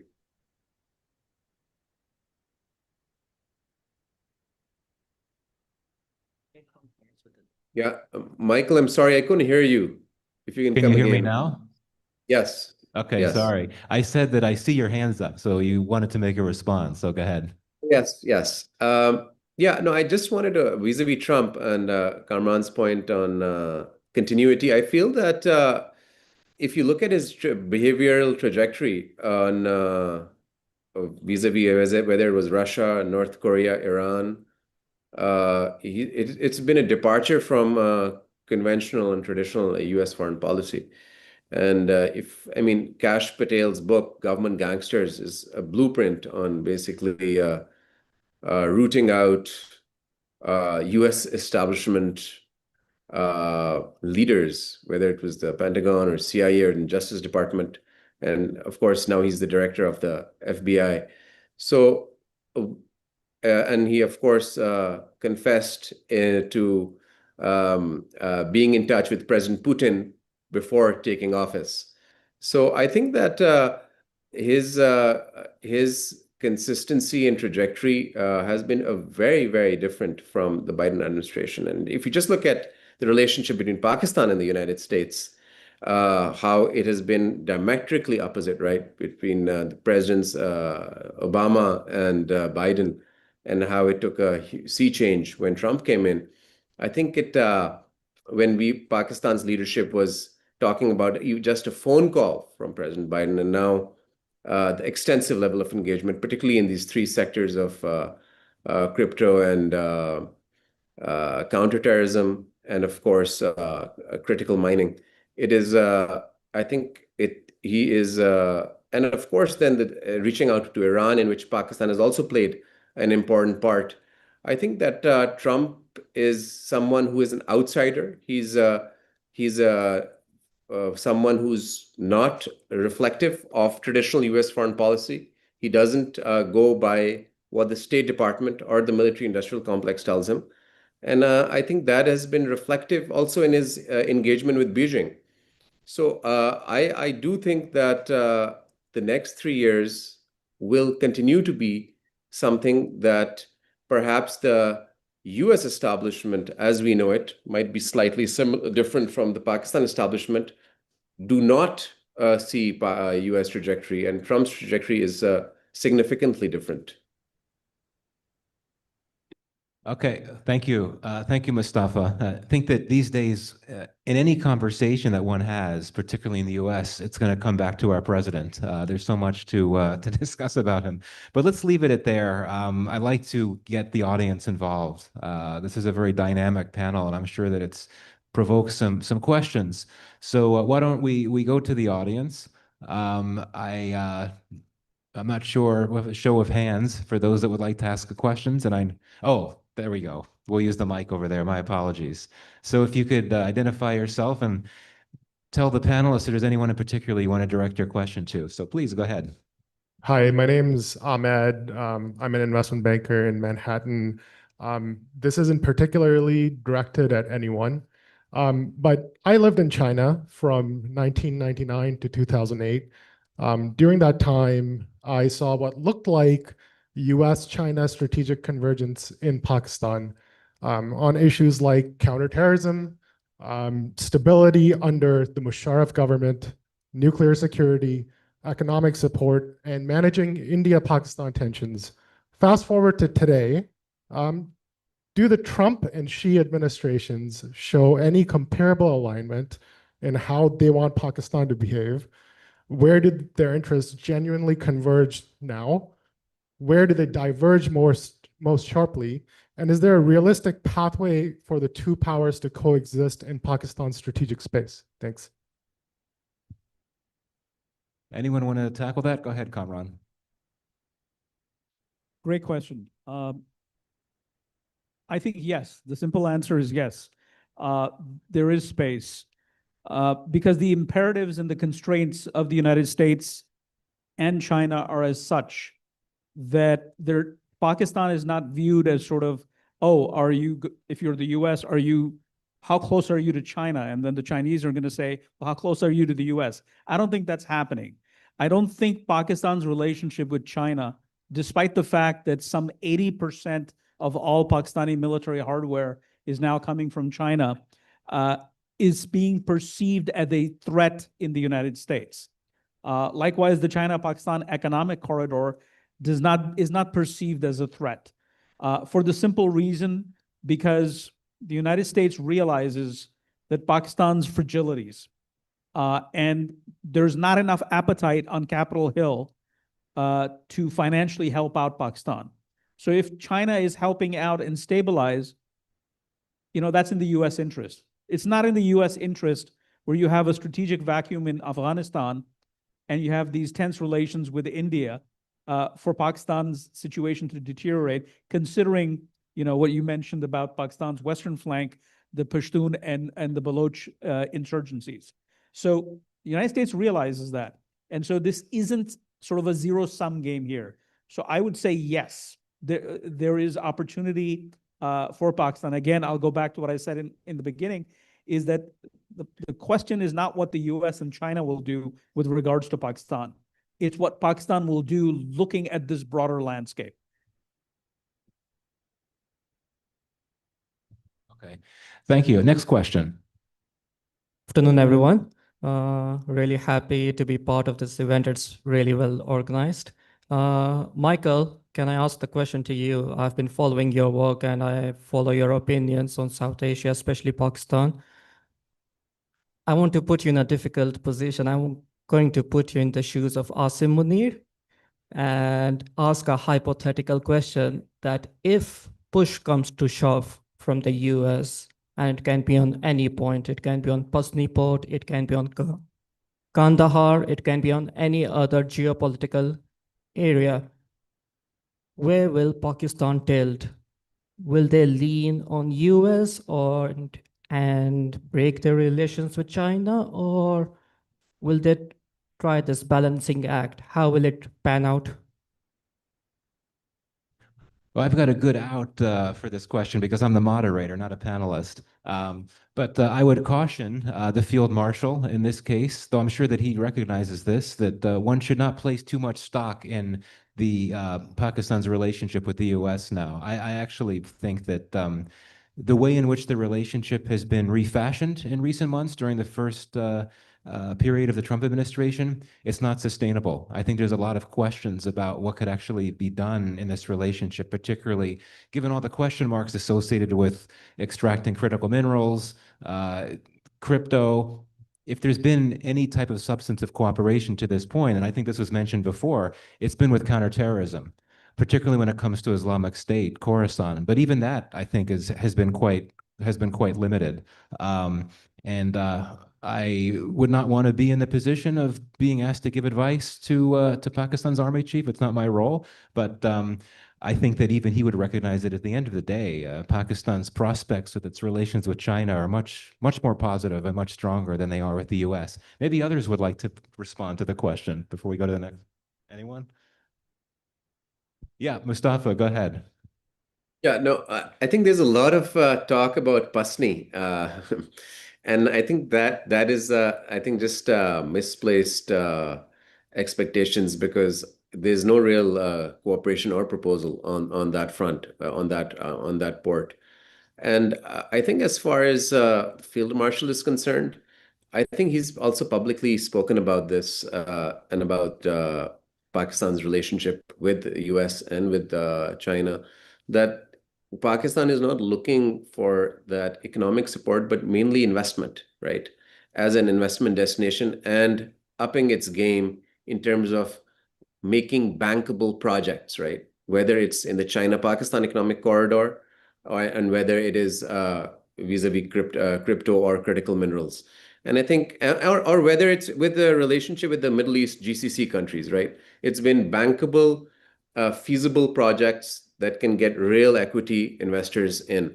And I think that Pakistan is at a stage right now where it's willing to engage with all and sundry, of course, minus Israel and India, on countries that want to invest in Pakistan. And whether it's the United States, Saudi Arabia, China, which are existing close partners, or anyone else. And I think that and I think that's the right policy for Pakistan to really have that investment-driven approach. So, and for the first time, we've seen that the US has looked at Pakistan. And Michael, I share your healthy skepticism when you say that you don't see them going anywhere, these areas of crypto or critical minerals. But it's for the first time after a while that the United States has actually looked at Pakistan as an prospective investment destination, right? And I think we need to do whatever we can to sort of drive that forward as much as Pakistan can with the SIFC institutional framework that we have recently created. Thank you, Mustafa. Next question. Yes, so my name is Prab. I was curious to ask you, how can Pakistan help US survey the Loop Noor area, which is very controversial in China? Do you think Pakistan can help US do that in terms of nuclear tests that China may look forward to in that area? Sorry, what area did you say? Loop Noor in China. That's where they conduct nuclear tests. Sorry, one more time. LOPNOUR, Loop Noor. Okay, thanks. Did anyone want China? to respond? Yeah. No. Mr. They I'm not conduct sure there's nuclear test over there in China. I don't know. Okay. That's okay. We could pass. Sorry, but we could discuss that offline. Thank you. Please go ahead. Oh, my name is Sahel. And this question is for all of you. Not many people talked about the Pakistan-Saudi Arabia agreement. I know it's not a treaty, it's an agreement. What do you think in the, not short term, but more long term, 5 to 10 years down the road, where this relationship would go, and what is the impact on the region? I know it's kind of not talked about much, but I'm pretty sure in the next 5 years it's going to happen. Sahar, yeah, go ahead. That's a great question. And I'll just start off the bat that I'm a little critical of the agreement. So the agreement is not really it's not a treaty. It's just It's more, the way that I've sort of read it is that it's more political than anything else. And it basically has institutionalized something that already existed between Pakistan and Saudi Arabia. So Pakistan and, Saudi Arabia has been a partner of Pakistan. It's given it a lot of money. And of course, most Pakistanis who go abroad and send remittances back home are actually based in the Gulf, specifically in Saudi Arabia and the UAE. And so I think this agreement kind of just solidified something that's already happening, like military training, intelligence sharing, all of that. The agreement became a bit controversial when there was a nuclear dynamic brought in, right? Where it was said by the Pakistani leadership that, there was nuclear guarantees and then they backtracked it and all of that. The thing is, Pakistan, as much as it would love to think that it can provide extended deterrence to anyone, it cannot, because it does not have the capability to do so. Extended deterrence only works if you have the things to do the extended deterrence. So, and the reason why I say that is because Pakistan's nuclear posture, its doctrines, all of its nuclear arsenal is pointed towards India. It is geared towards a neighbor that's right next door. Pakistan is really far away from Saudi Arabia. It cannot offer deterrence in that way. Another thing Pakistan cannot do, Pakistan doesn't actually have forces based in the Gulf. Now, Pakistan is really well known for peacekeeping, for military training. It's very famously has trained Saudi fighter pilots, etc. And that's what Pakistan does routinely.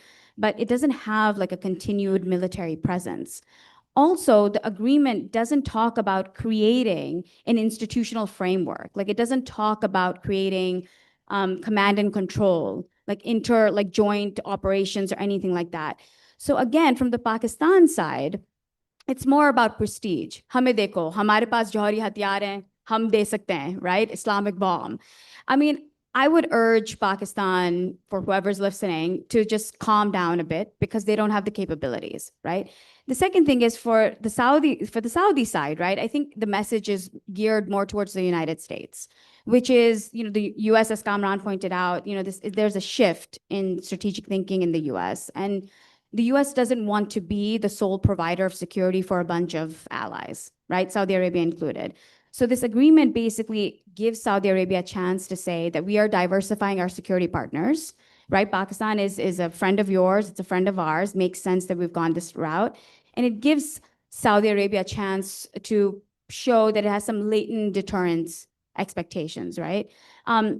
But at the end of the day, this agreement, I think, is more dangerous for Pakistan than it is for Saudi Arabia because it opens the door for Pakistan to be potentially involved in Middle Eastern conflicts that Pakistan does not belong in, conflicts that Pakistan shouldn't be involved in, right? I mean, Pakistan's Middle East policy has generally been what I call like strategic neutrality, right? Where it has even said to Saudi Arabia, which is one of the biggest financiers of Pakistan, when Saudi were launching their war in Yemen, Pakistan said, no, we're not going to send troops. And that's not easy to do when you're Pakistan. So I think the agreement, I'm very skeptical of it. I really hope that it just remains one of those shiny things out there and that both countries hopefully eventually forget about it, because I think it will then put pressure on Pakistan to create capabilities that it's already sanctioned for, right? And the question for the United States, and sorry, I know I'm going on for a while, but I think the question,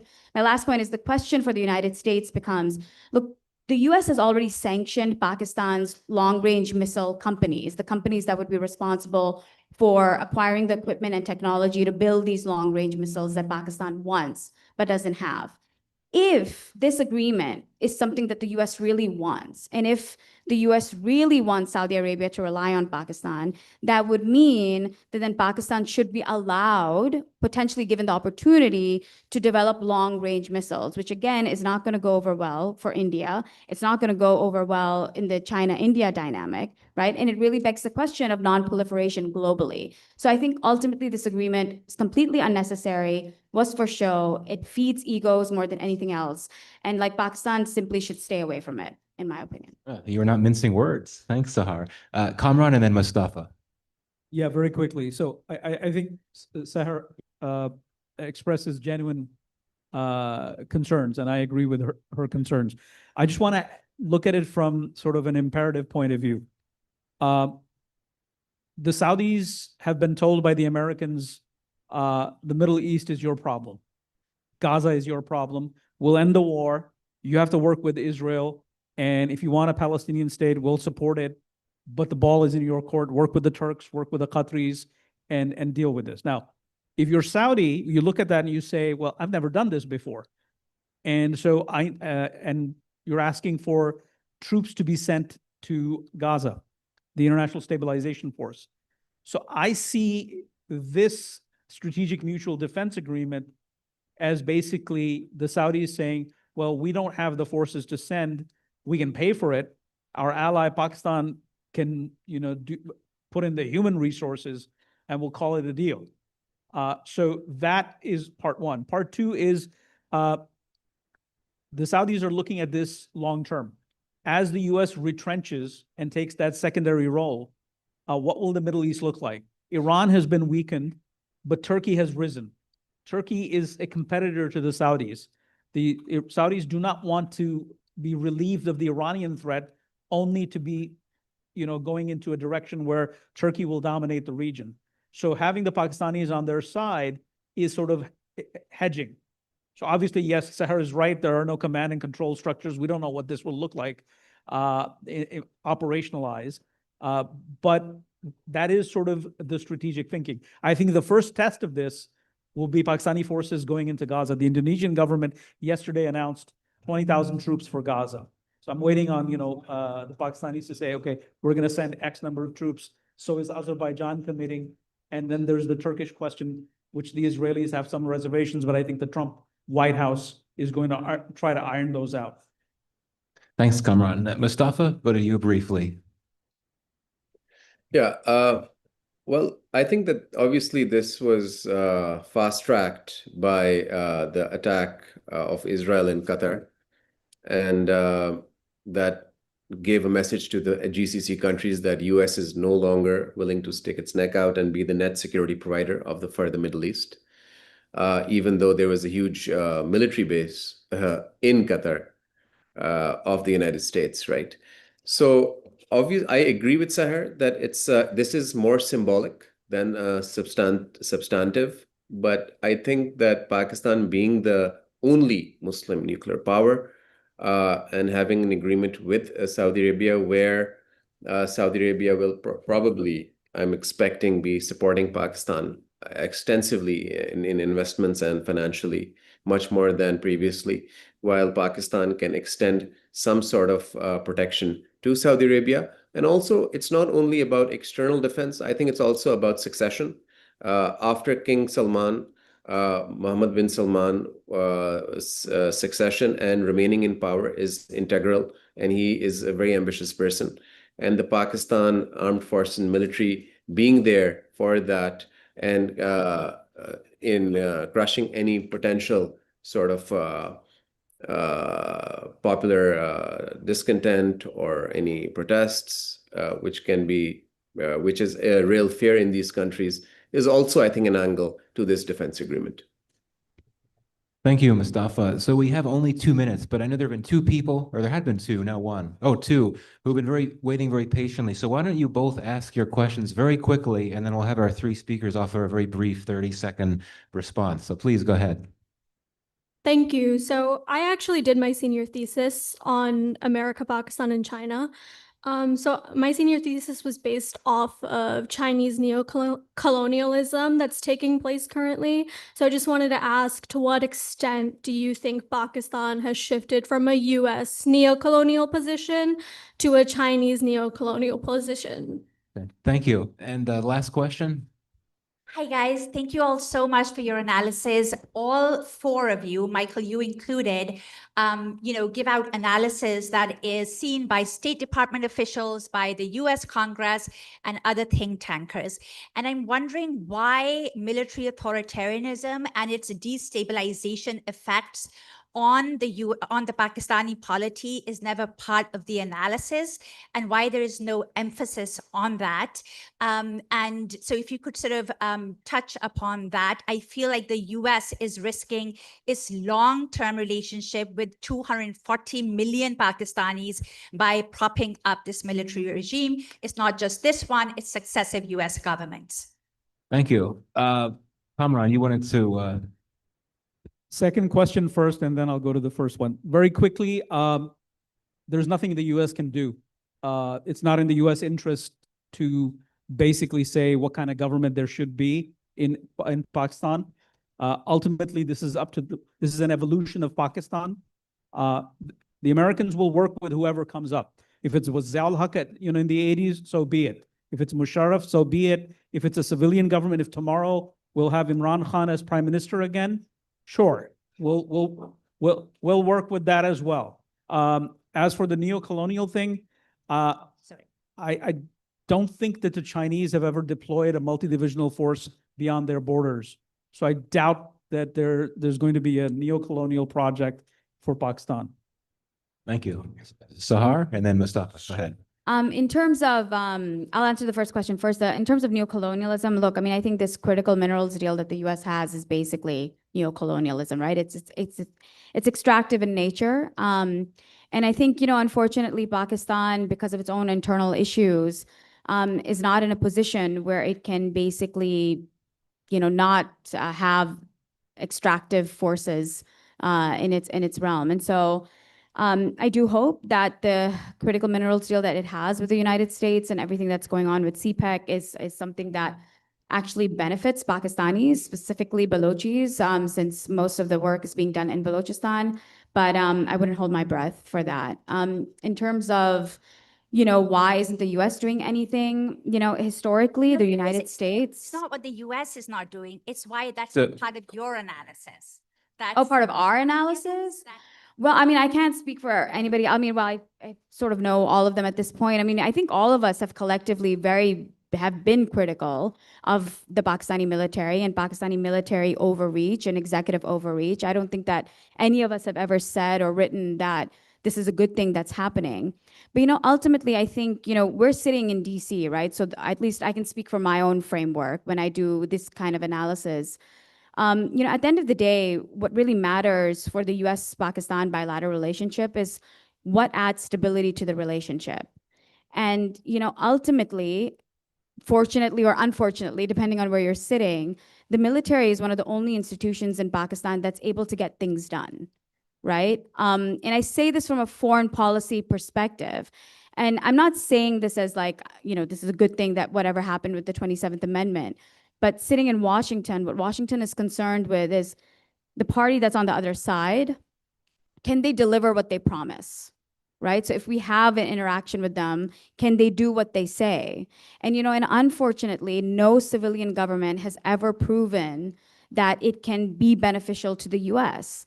And at the end of the day, the United States is a bigger power, right? It has more resources. Pakistan needs the US more than US needs Pakistan.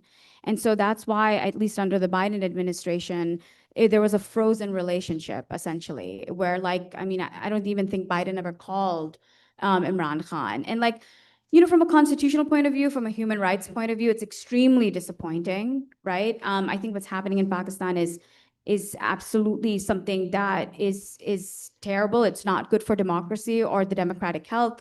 But, from the Washington perspective, at the end of the day, Pakistan's democracy, how democratic it is not something that really matters for Washington. What matters is the person or the country that's on the other side, can they deliver what they say? Yeah, thanks, Sahar. Unfortunately, we have to wrap up, but Mustafa, I want to give you the last word. I know it's very late where you are, so thanks to you in particular. But Mustafa, please. Saturday night and it's midnight. Comment. Look, I don't agree with this thesis about Pakistan having neocolonialism. Whether it was CPEC, which was often painted to be a new colonial project, their investments, or whether it's the critical minerals deal, their investments and their joint ventures with local companies. And as long as they're local companies which are involved I think that is how countries prosper with foreign investment. And there are always people who say that there's, this is not good for the country. But I think as long as they're structured in a way which has a local component and communities are benefiting, I think foreign investment has to happen, particularly for countries in the global south like Pakistan. And as far as democracy is concerned, look, the United States, in Fareed Zakaria puts it the best in his article, The New China Scare, in Foreign Affairs, where he says that the United States had regime change, curated regime change, or attempted regime change 62 times in the Cold War times. So the democracy and US, I think as far as the US is concerned, is fine. But outside of the United States, democracy and the United States establishment or the United States foreign policy hasn't really been in sync. And I agree with Seher. And mostly, I think the US has supported authoritarian leaders and regime changes all over the world. And I think as of now, what is happening with the US-Pakistan relationship is something that I would say is positive. It is for the first time, as I said, that there is more on the plate than exclusively counterterrorism after a very long time. So I think that is a welcome initiative for everyone across the aisle, on both sides of the aisle. Well, thank you very much, Mustafa. A great range of perspectives. I would just say this on the democracy question. When the US makes efforts to support democracy, it's criticized for meddling. And when it doesn't take efforts to try to support democracy, it's told that it's basically not doing enough. So I think sometimes the US can't win, but that's a cost of being a superpower, I guess. But anyway, this has been a wonderful discussion. I want to thank our three panelists, Mustafa, Sahar, and Kamran. Thank you. Thank you very much.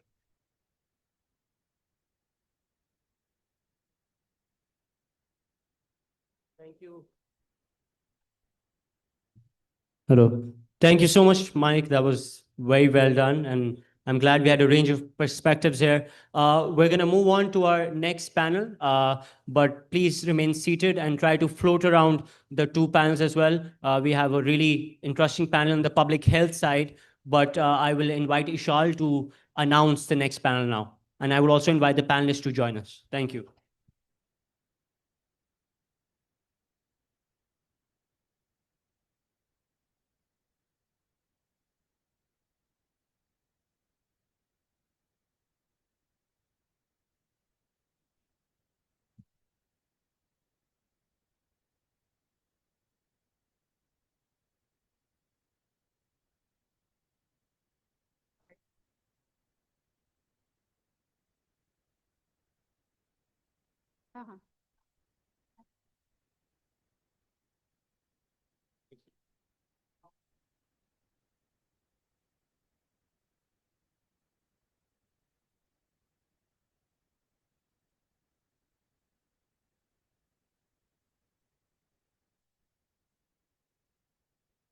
Assalamu alaikum and good afternoon, everyone. My name is Ishal Zahra, and I'm excited to welcome you all to this panel on law, identity, and power, Pakistani Americans in the American justice system. This panel is moderated by Roshan Wasim, who is an associate at Davis Polk and Wardville LLP and a managing editor of the Columbia Law Review. Before we begin, I'm going to read out Georgetown's speech and expression policy so that this can be a conducive and engaging environment for everyone. It's important to note that Georgetown University is committed to standards promoting speech and expression that foster the maximum exchange of ideas and opinions. While it is recognized that not everyone may share the same views as the speaker, it is expected that everyone in attendance respects the right of the speaker to share his or her perspective and ideas by not causing a disruption to the event's activities. Thank you for contributing to a constructive and meaningful conversation. I also just want to remind everyone that we encourage everyone to float around between the public health and public policy panels. But while the panels are happening, it is important to be mindful of the speakers as you go in and out. Our mics are sensitive to sound, so we ask everyone to be as quiet as possible. I am honored to pass on the mic to our moderator to start off the panel discussion. Thank you very much. Can you all hear me okay in the back? Fantastic. Thank you all for joining us today. My name is Roshan Wasim, and I'm very excited to moderate this panel with this fantastic lineup of legal practitioners. Just a brief note on myself before I move on to our panelists. I graduated from Columbia Law School in 2019. And following graduation, I joined a corporate law firm in New York City. I'm still with that law firm to this day as a senior associate, practicing complex commercial litigation. This panel is being co-sponsored by the Pakistani American Attorneys Association of New York, which is a mouthful, so we shortened it to PANY or PANI. PANI is a very newly formed bar association founded just this year. It is the first bar association in New York that focuses on bringing together attorneys, law students, and other practitioners in the legal field who are of Pakistani descent or heritage, or just have an interest in Pakistan. PANI has already held a few events this year in New York City, and we're very excited as we have more events coming down the pipeline, as well as a formal membership structure. If you would like to learn more about PANI, if you have any questions, please feel free to come up to us afterwards or ask any questions. With that, I jump into introductions for our panelists. First, we have Judge Zia Faruqi with us. Judge Faruqi received his undergraduate and his JD degree from Georgetown. So welcome home, I guess, Judge Faruqi. After graduating from law school, Judge Faruqi worked as an associate at a corporate law firm for 4 years, focusing on commercial litigation and government investigations. And after that, he was an assistant U.S. attorney for 12 years. His cases included taking down the largest darknet child exploitation marketplace funded by cryptocurrency, as well as the takedown of websites used by ISIS and Al-Qaeda to collect cryptocurrency. In that role, Judge Faruqi also served as a Muslim Arab outreach coordinator, which included leading religious and cultural sensitivity training programs for law enforcement. In September 2020, Judge Faruqi was appointed as a magistrate judge at the District Court for the District of Columbia. He is the first Pakistani American to serve in this role and the first Muslim judge to be appointed to the federal court in DC. So we're very happy to have today, Judge.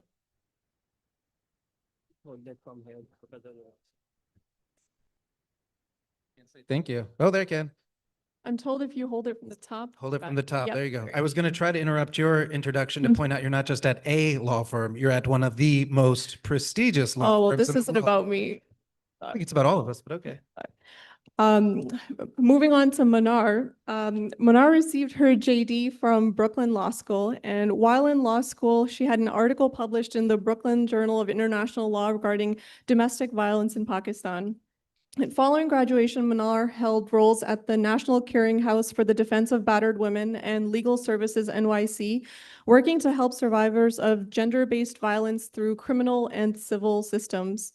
After about 8 years of that work, Manar shifted over to policy work, starting with South Asian Americans leading together, doing work that included immigration and national security, profiling and surveillance, and hate crimes. In 2014, Manar joined the White House. She was the Deputy Policy Director of Immigration under the Obama administration for 2.5 years, where she assisted with developing President Obama's strategy on immigration, such as the Immigration Executive Actions. After that role, Manar joined the ACLU, the American Civil Liberties Union. She held a position as Legislative and Advocacy Counsel for more than 4 years. And in that role, she worked on issues impacting Muslim, Arab, South Asian, Middle Eastern communities, such as immigration and national security and profiling and surveillance. Following that, Manar joined Meta, formerly Facebook, as an Associate General Counsel for Civil Rights. She was in that role for more than 3 years, And Manar is currently a senior attorney at the Freedom Together Foundation, where she provides legal analysis and guidance to support people to create a more democratic, inclusive, and sustainable society. So welcome, Manar. We're very excited to have you here as well. And finally, last but certainly not least, we have Ashar Kazi. Ashar graduated from LUMS in Lahore with his law degree, following which he clerked for a justice on the Supreme Court of Pakistan. Following his clerkship, Ashar received a Fulbright scholarship to obtain an LLM from the University of Chicago Law School. And Ashar, after graduating, went back to Pakistan to work 4 years at one of the leading corporate law firms in Pakistan. During this time, he also worked as an adjunct lecturer at LUMS. Ashar made his way back to the University of Chicago Law School to obtain a doctorate degree in law, and his dissertation looked at judicial behavior of Pakistan's Supreme Court. Following graduation, Ashar began working at Kirkland & Ellis, a leading corporate law firm in New York.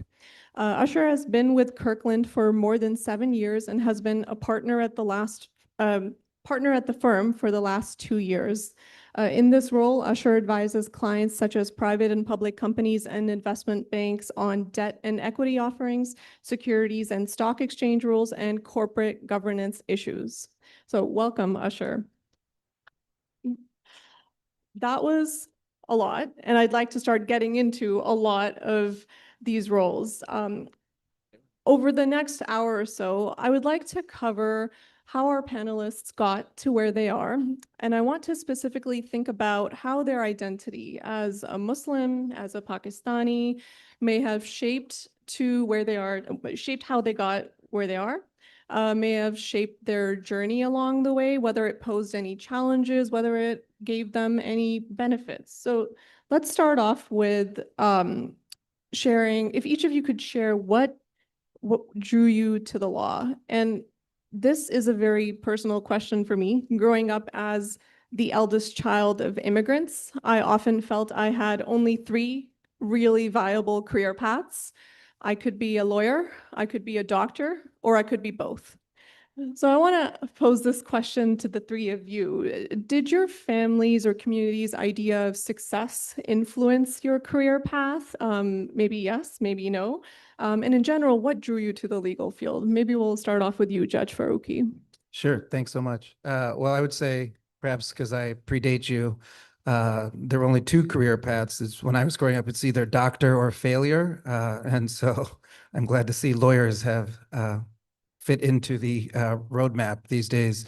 I think that I wouldn't say it's for cultural reasons, maybe personal reasons. I was very interested in the law. My family's involved in the law in Pakistan, but then just I enjoyed advocacy. Did debate in high school, middle school. But I think that some of that was steeped in my father was very interested in citizenship and patriotism, embracing a new country that you're in, making sure that you're a member of the community that's heard. And so I think from a young age, I was interested, we used to watch the evening news every day. I'm part of a panel in the judiciary, and it's very shocking to my colleagues, many of whom are older, that people now mostly get their news through social media.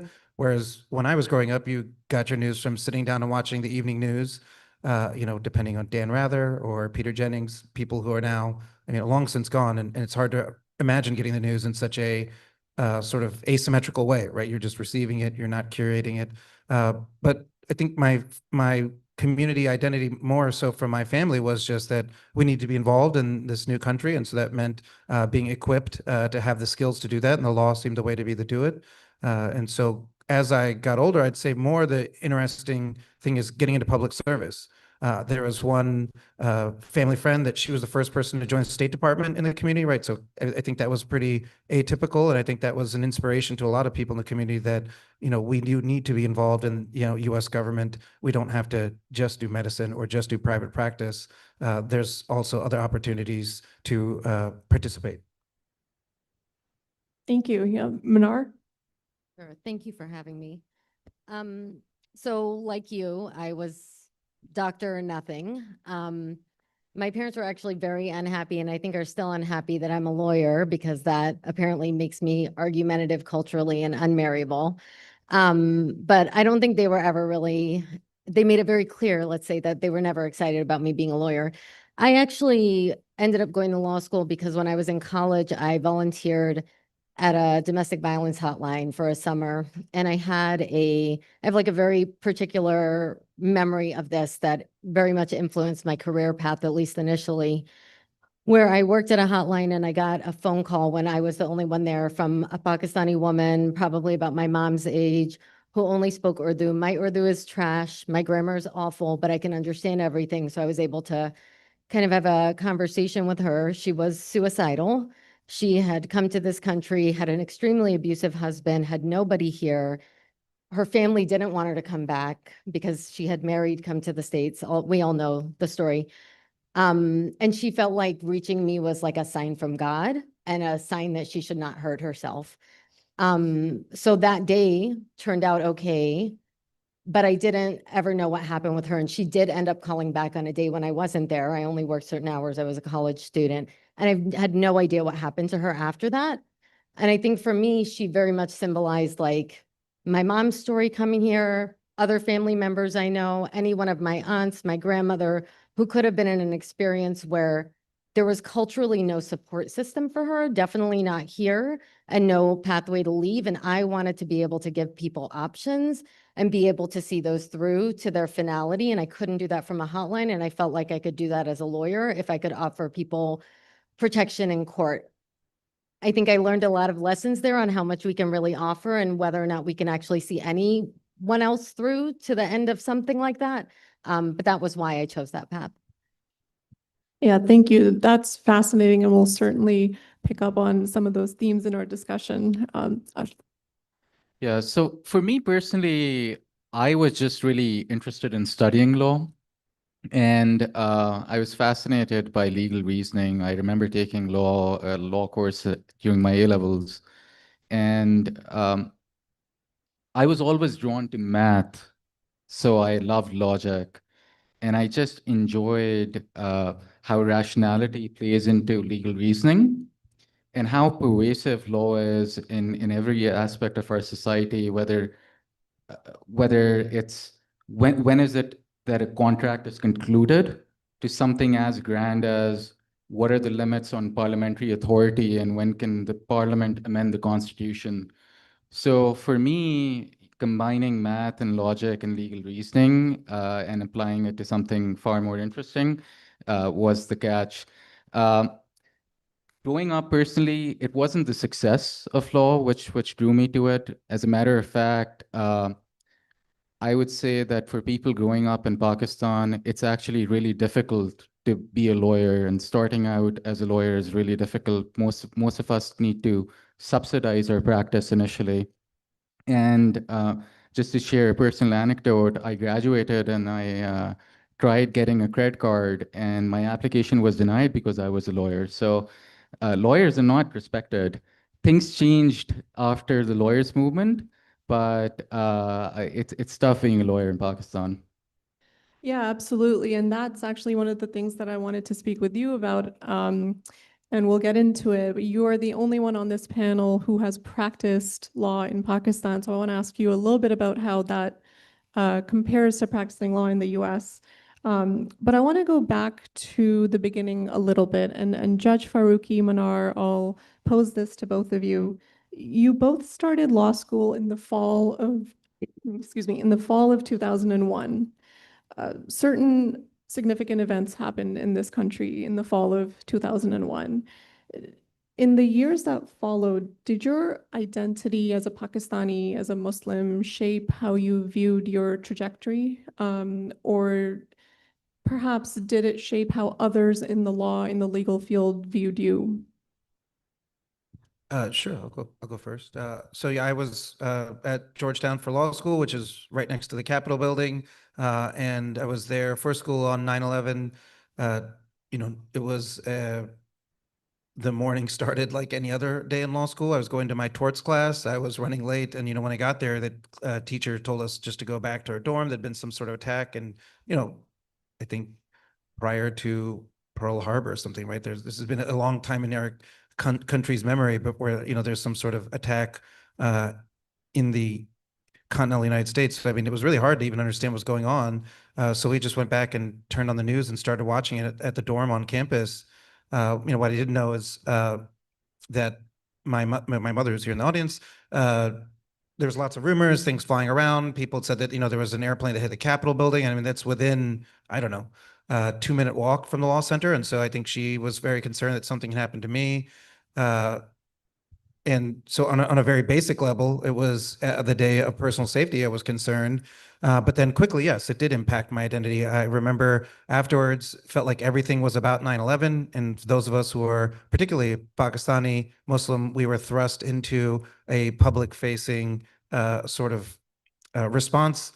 And I remember getting very frustrated once because I saw a sign on campus that said that Salsa was having a meeting to talk about 9/11. And I remember telling one of my friends who's white, I was like, this is absurd. Like even the salsa dancing team is talking about 9/11. And he's like, no, that's the South Asian Law Students Association. So that was a good reminder that perhaps I needed to get more involved. But, I was on edge. I think it reflects that I was just nervous that everyone, it felt like you were under a microscope then.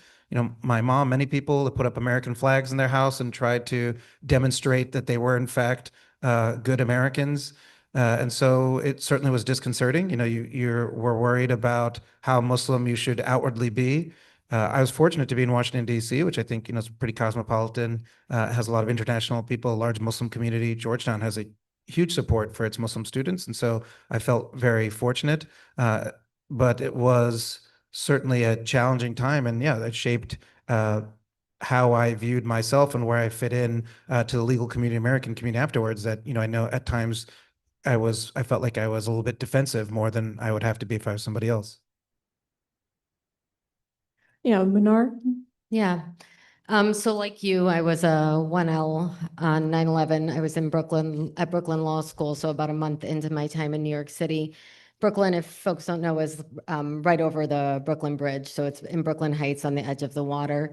Similar experience, went to class that day, we didn't really have a full understanding of what was happening. They sent us home. Some of my classmates were not able to get home until 3 or 4 in the morning because the subways were shut down. I obviously there were a lot of fumes and smoke in the air, so it was very much a part of Brooklyn on that day, which I think sometimes people don't realize. I think for me, watching New York City afterwards, I had wanted to live in New York for so long and happened to be there. That happened to be my start in New York. There were cops everywhere on the streets. I always felt, even as somebody that's not visibly Muslim, identified as Muslim or identified as brown by anyone on the streets. That was when also in the kind of year and then upcoming years that followed, we started to see Muslim men disappear. Some of you might remember the National Security Entry and Exit Registration System, frequently known as the original Muslim registration program, where men over the age of 16 from 25, I think, different Muslim majority countries, plus North Korea, which is always the addition, had to register, and they just disappeared overnight. People went to register to do the right thing, disappeared. Their families didn't know where they were, what happened to them. I believe over the estimates, because we don't have any actual numbers, is that over 18,000 people registered. The guess is that 13,000 were deported. There are also families that then what they called self-deportation, voluntarily left because their partner was gone. There are kids that are now adults that stayed, who were undocumented, many of whom have DACA now, deferred action for childhood arrival. So there was a whole thing that happened that I think most of society and most of the country wasn't paying attention to, that was a crumbling of civil rights. That was just one registration program. But, the Patriot Act followed in the months that followed, which was obviously sitting in a desk, wasn't written on 9/11, and resulted in all of these civil rights that we're now seeing compounded in their destruction. So for me, I went to law school to work on gender-based violence, and I became a part of this broader civil rights work as well. There was no Muslim Students Association at Brooklyn Law School. Me and some other people started one. People wrote terrorist across all of our meeting flyers. So it was very baseline racism, profiling, surveillance, stereotypes. in the way that we're now seeing again, but like tenfold. Yeah, as you both were talking, I couldn't help but think of today in many ways as a relatively junior attorney. Still, for myself, I feel as though I can relate to some of that racism perhaps coming back, some of that discrimination a bit more. I'm curious, back to both of you for a second. Throughout your career, did you find, and maybe particularly in the years after 9/11, did you find yourself downplaying your Muslim or Pakistani identity in legal spaces? I don't really downplay anywhere in my life, as some of my friends are here and might know. So that was never, it's just not my personality to do that. I wear who I am on my sleeve. I will say I wear different identities kind of more visibly at different times. I think most of my life I have I almost like would call it a hierarchy, right? Have identified first as a woman. I think right now, the last 10 years or so, first as Muslim, then as a woman, then as Pakistani is how I would kind of characterize it. And a lot of that has to do with my experiences around discrimination or other challenges that I've had, but downplaying has never been an option for me. I think maybe like upplaying at times. I make it very clear who I am, what my positions are. I would say it took me a very long time to understand that my identity and my experiences are actually a form of expertise, because I think in American society, we act as though they are biases, and there are things that make it so that we should not weigh into things, or we should not professionally weigh into things because we come from a background that makes us biased about that issue. And I think it's actually quite the opposite.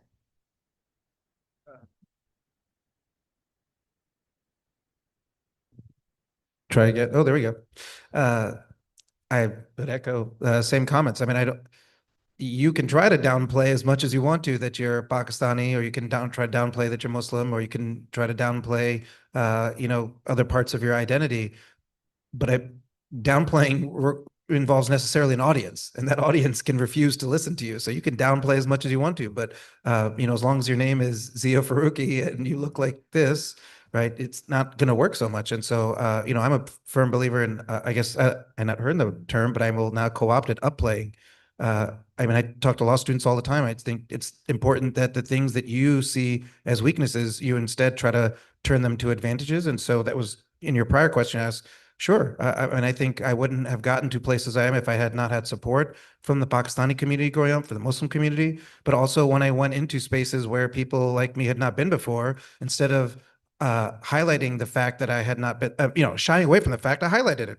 When I interviewed with the district judges, I said I would be the first Muslim judge on this court. I'd be the first Pakistani American. I think that's something that's a good thing. And I think that if you select me, that's something that we should all be proud of. When I was sworn in, I was the first judge sworn in with the Quran, and the chief judge was really proud of that. Although she's obviously not Muslim, she thought it was great. And so I think it's our job to not shy away from who we are. It's really easy to say that in my position of privilege. So I'm not critical of people who don't, right? I have been very fortunate to be in spaces where I can upplay that and not face a lot of retribution or blowback. But for people in those spaces, I think it's important that we do upplay so that others feel the opportunity to. But I'm not mad at anybody if they feel like they can't, because it's a difficult space, or maybe they just don't have the support that they need. But I've been very, very fortunate. Yeah, absolutely. What's happening? One thing that you said just made me think of something. You said that you can't like hide your identity based on your name and all of that. I think one thing that I learned really early on is if people are going to tell a story about you based on what they see, and if you don't tell the story, they will, and you will not have control over it. I agree with that. I want to write that down. Thank you. Yeah. Usher, let me come to you, and let me come back to you having practiced in Pakistan and then having practiced in the States. How did you find that shift? Did you find yourself, I mean, there was no way to, you were Pakistani and you were coming here, there's no way to hide that. But did you find yourself nonetheless trying to maybe de-emphasize certain portions of your identity, or did you actually find it playing it up as Judge Faruqi and Manar suggested? Yeah, so I tend to agree with the other my co-panelists that it's pretty hard to de-emphasize your identity, even if you want to. Like, I can't really change the color of my skin, and Pakistan is plastered all over my resume. So there's no getting away from it. I will say that, you know, there were times that I considered it, if I'm being honest. So I recall recall getting my first interview call, and I remember thinking, should I shave my beard and go in, right? Just de-emphasizing the fact that maybe if I'm Muslim, I'm not that practicing. And I recall having this thought, but then I was like, no, I think I should go in there, not that I'm particularly religious, but I should go in there being myself. And if they accept me for who I am, then that's fine. If not, so be it. So I'm happy, and I'm proud myself that I stuck to who I am, but I can certainly understand that these thoughts come in. I am fortunate, though, that I work in a firm that's pretty understanding and diverse. So things have worked out from that perspective. When you're rocking the Mandarin collar, right? You're giving a shout out to Pakistani culture right there, so they know when they see the fashion. That's what got him the job. No, but I relate absolutely to what you said. I mean, I work in a very conservative law firm, and there are times where you just pause and you're like, should I like this post on LinkedIn? Because I know my coworkers will see it and I know they disagree with it. And it's certainly not an easy decision to decide to be overtly you in spaces that you know will not accept you for that. So for me, at least, that's been, a constant struggle and an ongoing one. Judge Faruqi, I want to touch on something that you mentioned. You're the first Pakistani American to serve as a magistrate judge on the DC District Court, the first Muslim judge on the federal DC Court. I mean, naturally, a lot of Pakistanis, Muslims, especially those who are interested in the legal field or law students, may look up to you. What are some of the challenges of being a trailblazer, and what are some of the, advantages of that? Sure. Well, I see some of my friends from Georgetown Law here, so I don't know. I like to think of us as friends. I don't know if they're looking up to me as a trailblazer, but I appreciate the kind words. I mean, I think about the things that my parents and the generation that came before me, every single thing they did every day, they were trailblazing. I mean, there was far more courage involved in what they had to do than the things that I have to do. They made the hardest choices. The people that came over here in the 60s and 70s, I can't even imagine it. I mean, my mom, I remember when we were at Islamic Society in Baltimore, which is a quick shout out, only masjid that's ever had a sitting US president to go to, not the ones in Virginia. But we were there for Eid last year, and there are like multiple sessions. They had a drone flying over to show like their social media stream. And I remember my mom saying when you walk out, it was just surreal to her because she remembers when it was one room. It was one room with like 6 families. And look at it now. And that's not organic. It didn't just happen because they made sacrifices. They made this a priority to build a community. And that's absolutely extraordinary. And so, I mean, I'm humbled to be somebody who's the first in my position, but it would be incredibly arrogant and ignorant if I said, it's so amazing for me to be here. I'm only here because it's not just my mom, right? And my dad. It was Shaida auntie, Salman uncle, all these people who took us to Sunday school, Anisa auntie. I mean, I could just give you a list of names of people who are always there, always supporting me and my family, and who made all of these sacrifices to build from the ground up a community when one did not exist before. And so I think I had a lot of role models, people to model their behavior of just you go, you be Muslim, you build who you are, you succeed. And, if you don't, you have people then to support you. When unfortunately, my father passed away when I was very young, and the community filled in all of the gaps. At the time, I was so distraught and upset about the loss. But now, with the benefit of age and hindsight, having my own kids, I just see how the gaps were filled in by community. Where unfortunately I see in my current role, in my job as a judge, I see people who come from marginalized communities, and when they don't have aunties and uncles who come in and fill in those gaps, how quickly you can fail. I mean, it's very hard to stay above water. And so I'm just very fortunate to be where I am. Yeah, I completely agree with that. Also, as someone who's been fortunate enough to have a good community, and I will say, I feel Pakistanis are good at that. That's one thing that we do well. We do community well, to shout out to ourselves. Ashar, I want to ask you, did you find, having gotten a law degree in Pakistan, having practiced in Pakistan, are there any unique perspectives that you think Pakistanis can bring to the American legal system? Yeah, so two things come to my mind. First, I'd say that Pakistanis generally, lawyers there are generalists. So while I was practicing as a corporate attorney, I was doing M&A work, I was doing capital markets, labor, you call it, we were doing all sorts of work. Whereas lawyers here generally are real specialists. So if I'm doing capital markets right now, I'm typically just doing that, and they're generally afraid to dip their toes into other groups or professions. And that has its advantages, but one of the disadvantages is you don't bring that holistic experience or advice to the client. And because of my experience in Pakistan, I'm not afraid to experiment with other practices and answer questions which don't strictly relate to my practice. The other thing which comes to my mind is, things in Pakistan are not organized, to say the least. So you need to really innovate and find things, find answers yourself, find solutions, and really push the system to work to your advantage. And that sort of resilience really helps in a place like New York. Yeah, absolutely. Manar, I want to ask you, do you feel a sense of responsibility to represent your community in any way through your work? And if so, have you ever found that to be in tension with your professional duties, your professional aspirations, and how do you balance that?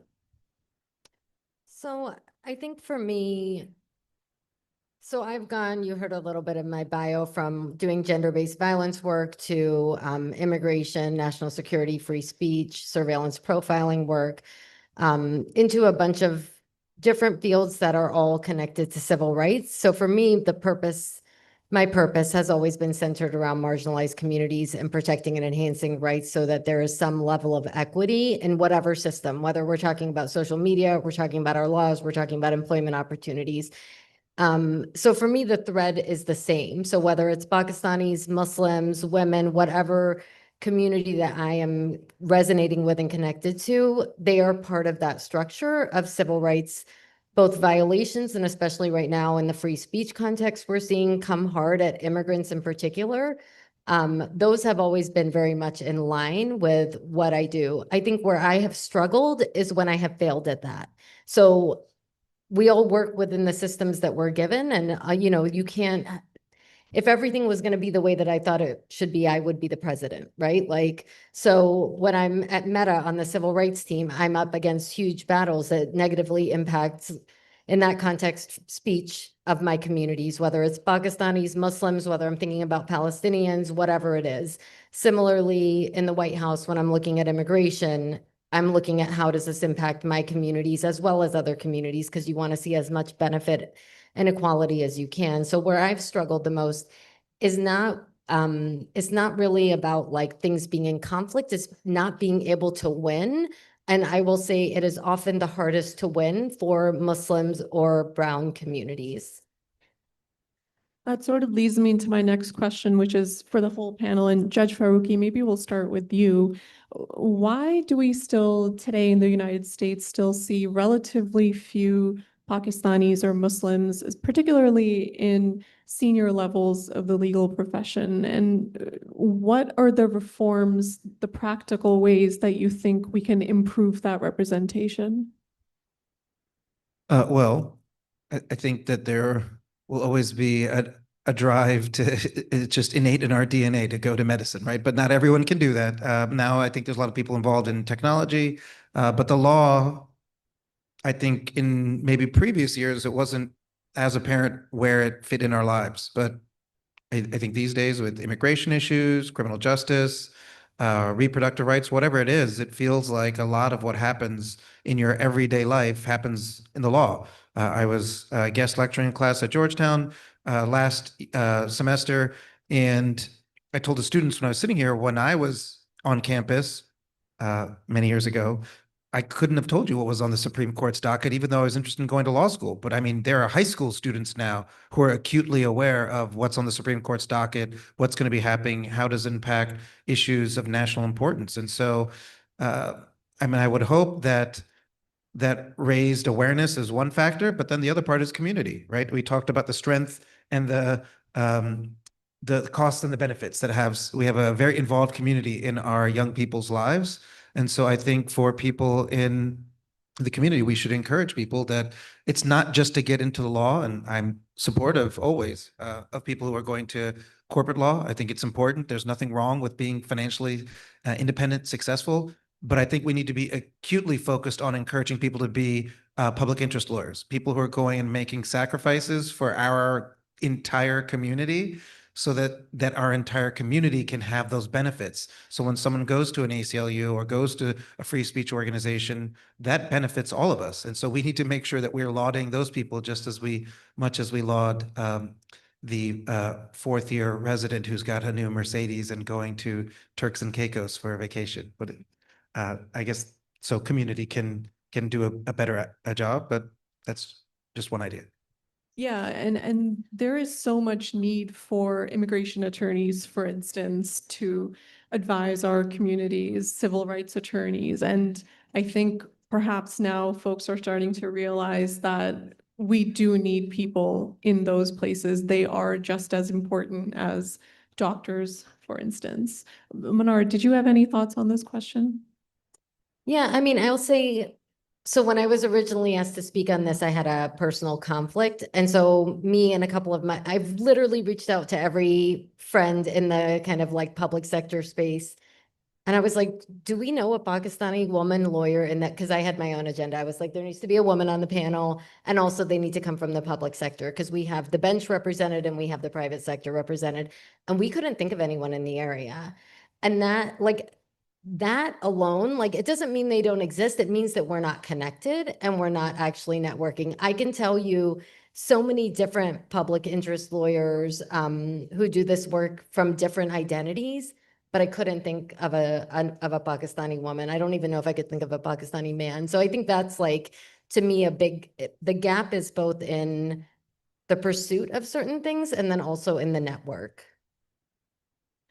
Usher, what about yourself? I tend to relate to this idea that we aren't connected, and I personally felt that, at least in New York when we started Pani, and at our initial meeting, almost 100 people showed up, and we were just surprised to see so many Pakistanis in the legal profession. So there are actually more people of our background than we think. That's not to say that the numbers are still not as high as they should be. And for Pakistanis generally, the sad reality is it's really difficult. And especially in this climate, it's just generally really difficult for foreigners to enter into any profession because of work permit limitations. And more law firms think that perhaps it's not worth the fight to employ foreigners. So it's not just Pakistanis, but just foreigners generally. That said, I continue to encourage people. I personally made it here against all odds, and if I can do it, others can do it as well. Yeah, and Bonnie, what Usher just mentioned is the organization that I mentioned up top. I neglected to mention that myself and Usher, alongside 5 other New York attorneys, are the founding members of that. So if you are a New York-based attorney, if you have an interest in being a New York-based attorney, please do absolutely reach out to us. The aim of that organization is to foster connections, improve our network in the legal community, and really serve as a resource for one another. I do want to leave time for audience questions, so I will give our panel one final question, and maybe we can make this one a quick response from each of you. What is one thing that you hope young Pakistani Americans interested in the law take from your example, and what is one thing that you wish they would do differently from you? Anyone who'd like to kick it off? Okay. No. Okay. Well, to take from me, I will just say what I said earlier. I mean, the sky's the limit, right? There's no reason not to have the first Pakistani DC Circuit or Supreme Court Justice. I look forward to being there to celebrate whoever that person is. I think that's the hope for them. And I guess the lesson to learn, I think we've already said, is don't be afraid to embrace your identity. You can be a proud Pakistani American, American Pakistani, whatever you want to call it, but it's not either or. You can be both. So I agree with that. I also would say the biggest thing that I've learned is that following a traditional trajectory is not necessary and actually is not important. I don't think there's anything in my path that has been traditional, including that I have gone from one job to another that might be a title cut or a pay cut or whatever it is, and it has served me well in the long run. And I think the most important thing you can do is to do something that feels valuable to you and also to your mental health. And I guess that was brings me to my lesson learned. And that is that you have to take care of your own well-being and the well-being of those around you. And if you don't create a balance between the two things, you will find yourself mired in work without, a support system around you. So for me, thing to do, if you can, find a supportive partner. Because this professional stuff, I've been really fortunate in my life. My wife is sitting here in the audience. She supported me along the way. It can be tough. The legal profession and any job for that matter can be tough. So if you find yourself lucky to have someone in that life who is in your corner, who is supporting you, it's going to make things easier. One thing not to do, which I have done, I feel like for much of my life, I was in the struggle of trying to do something which I love. And that was one of the reasons why I actually quit the practice of law initially in Pakistan, and I came here to do my PhD because I thought, I don't like practicing anymore. But what I've come to realize over time is you don't need to, at least I don't need to, love something all the time. And if you think about it, right, your closest relations, whether it's your partner or your best friend or your parents, there are times you don't like them very much. So you could have a similar relationship with your job. There are aspects of it which I love, and there are aspects of it which I don't like at times. So just finding that balance and accepting it goes a long way. Yeah, thank you very much for those insights. If anyone in the audience has any questions, I think there's a mic in that corner. Yes, please. Hello. My name is Uzair. I'm a Pakistani. I came to this country when I was 18 for undergrad, worked in DC for 3 years, and I'm now a second-year law student at GW. I have a few friends from law school, and there's a community of South Asians and Pakistanis there that are supportive. But this is the first time I've seen practicing lawyers, just 4 of them, on a stage together. And so, thank you for taking the time out to speak with us, especially you, Manar. Despite the personal conflict, this has been a great discussion. My question is, you've talked a little bit about the difficulties of navigating your identity in this profession. Given sort of this administration's focus on law firms in particular, could you maybe reflect on how you might have navigated some potentially tricky situations where firms are perhaps heading in a direction in a strategic direction that you may not agree with, as an individual? And what advice might you give for students who, may have to deal with similar situations in the future? So I know I have thoughts on that, but I'm going to open it up to the panel. I'll just say one quick, easy thing, which is that I was deeply appreciative that last year, after there was a lot of things in the news, I'll just say, Kirkland Ellis hosted its first iftar. So, I mean, at a time when it wasn't necessarily easy to do, they hosted one for DC Muslim-based attorneys. And so I'm super appreciative to the law firm for doing that. Many law firms in DC have started that practice years ago and have continued to do it, even when at times it could be challenging to do things to celebrate diversity. And so that was very meaningful to me as a Muslim attorney to have that. So I'm appreciative to Kirkland for doing that. Thank you. So for me personally, it's tough, right? There are no easy answers here, but for me personally, I just don't discuss politics at work. It's a really simple solution. I think that people are entitled to different opinions, and some of these conversations are not easy. And the way that I think about it is I am not in a policy-making role at my firm. I cannot even influence policy at this stage. When I am, then I can have these conversations. But for now, I try to focus on my work. And in private conversations, we can have these discussions. So just for a contrary opinion, as someone that cannot keep my mouth shut, I think one thing, I feel like working at Meta cannot be that different than working at a law firm right now. So I can feel like I can use that experience. I think that if you are somewhere where you either don't agree with the values or the direction that your institution is going in, what I do is I always kind of do like a power assessment. If I feel like I'm in a role where I am being heard, where I might be able to move the needle, whatever that looks like, it might be small, it might be big.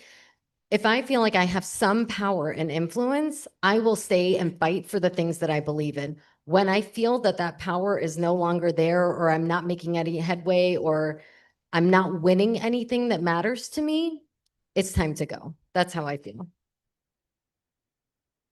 Yeah, I definitely resonate with all of that. And I think two things that I will add is there is unity in numbers. It's really hard to be the only Pakistani or the only Muslim in any space. But as soon as you have 2 or 3 or 4, it is much easier. So if you can, perhaps stick around until there's more of you. And the second thing I'll say is don't beat yourself up too much. People often have very personal reasons why they stay in places where they disagree, perhaps, or they're just waiting it out until they can, for instance, get in a more comfortable financial position. And if you find yourself in that situation, I would say really just, again, lean back on your community, and there is always another way to make your voice heard in an alternate space. I see we have another. Thank you so much for being here today. My name is Muna, and I'm a student in the School of Foreign Service, a graduate student in the program. My question's open to everyone, but Manar, I think it's specifically from something that you shared in your story, and thank you for sharing that with us. I think that journey of getting that phone call and knowing that you want to make a difference and want to make change and seeing law as the avenue to do that is something that I've contemplated with, even in my graduate degree in diplomacy. In what ways do you think being a lawyer has restricted how much change you can make from within the system? And what other creative pathways have you seen that are instrumental in making that change? Whether it's gender-based violence prevention, whether it's working on immigration, what else would you recommend as an alternative pathway? Yeah, it's a great question. I mean, I think, so for me, I started with direct representation, so it was legal services. So I think that could mean from any field, right? There's the option of working on the ground with communities, and then there's the option also of what I later did, which was the policy work. And that can be at the state and local level, making policy changes there. It can be at the federal level, though that's a struggle right now. But I think there's like layers to how we actually make change happen. And some of it is for individuals, and some of it is like bigger picture policy for larger communities and larger infrastructure change. when those pieces work together, when you have kind of what I would call inside outside game on advocacy, where you have people inside the institutions making the change and people outside fighting for the change, and those people are working together, that's when you're actually going to see something. But you can do that. You can play that role from any profession. You can play it as a communications expert. You can play it as a policy expert, an organizer. There's like a million different professions in which you can play a role in that bigger picture, but it all has to work together in order for us to actually make something happen. And I think that's what we're seeing right now with kind of like people rising up in response to a lot of what's happening in the US right now, whether it's about free speech and protest, which impacts all of our rights, or whether it's about immigration, specifically criminal justice. It's that broader, like kind of organizing that brings everyone together that's actually going to help us get to something else. Judge Faruqi, Usher, anything to add before we wrap up? I mean, I think just look at Manar's career. It's extraordinary, right? White House, direct service. No, it is extraordinary. I mean, I think we should be proud of our community members. I mean, yeah, I'm sure it's always hard to hear that, but it is extraordinary. I mean, I don't think when I was at undergrad, I would think there'd be a Pakistani woman at the White House working on such amazing, important issues. That's inspiring to me as not just as a father of a daughter, but also a father of a son. I want my son's heroes to be women like you. And so, but I mean, in the 10, 20 years ago, people worked at a place for 50 years and they got like a gold watch when they retired, right, at that one place. I don't think that's the path in the future for people like you and your age. It's going to be being nimble like this, going from private sector to public sector, from public interest to corporate. You have to have the ability to speak the language of both sides, I think, if you want to do change. So for me, I'm very interested in criminal justice issues. I think it's been very important as I try to humanize how we incarcerate people that I can come and say, I'm a prosecutor. I know what our values are as prosecutors, and what you're doing here is not something that is consistent with those values. And so I think there's things to be learned by stepping outside of perhaps just the place that on the outside seems like it's the perfect fit for me and going somewhere to broaden your experiences. Sure. Well, thank you very much to all of our panelists for this engaging discussion. Thank you to our audience members. And if we could please have a round of applause for all three. Hopefully everyone catch that Georgetown basketball game. Yeah, Georgetown won. We beat Clemson. Georgetown's Zindabad. Thank you so much for our panelists for this insightful conversation.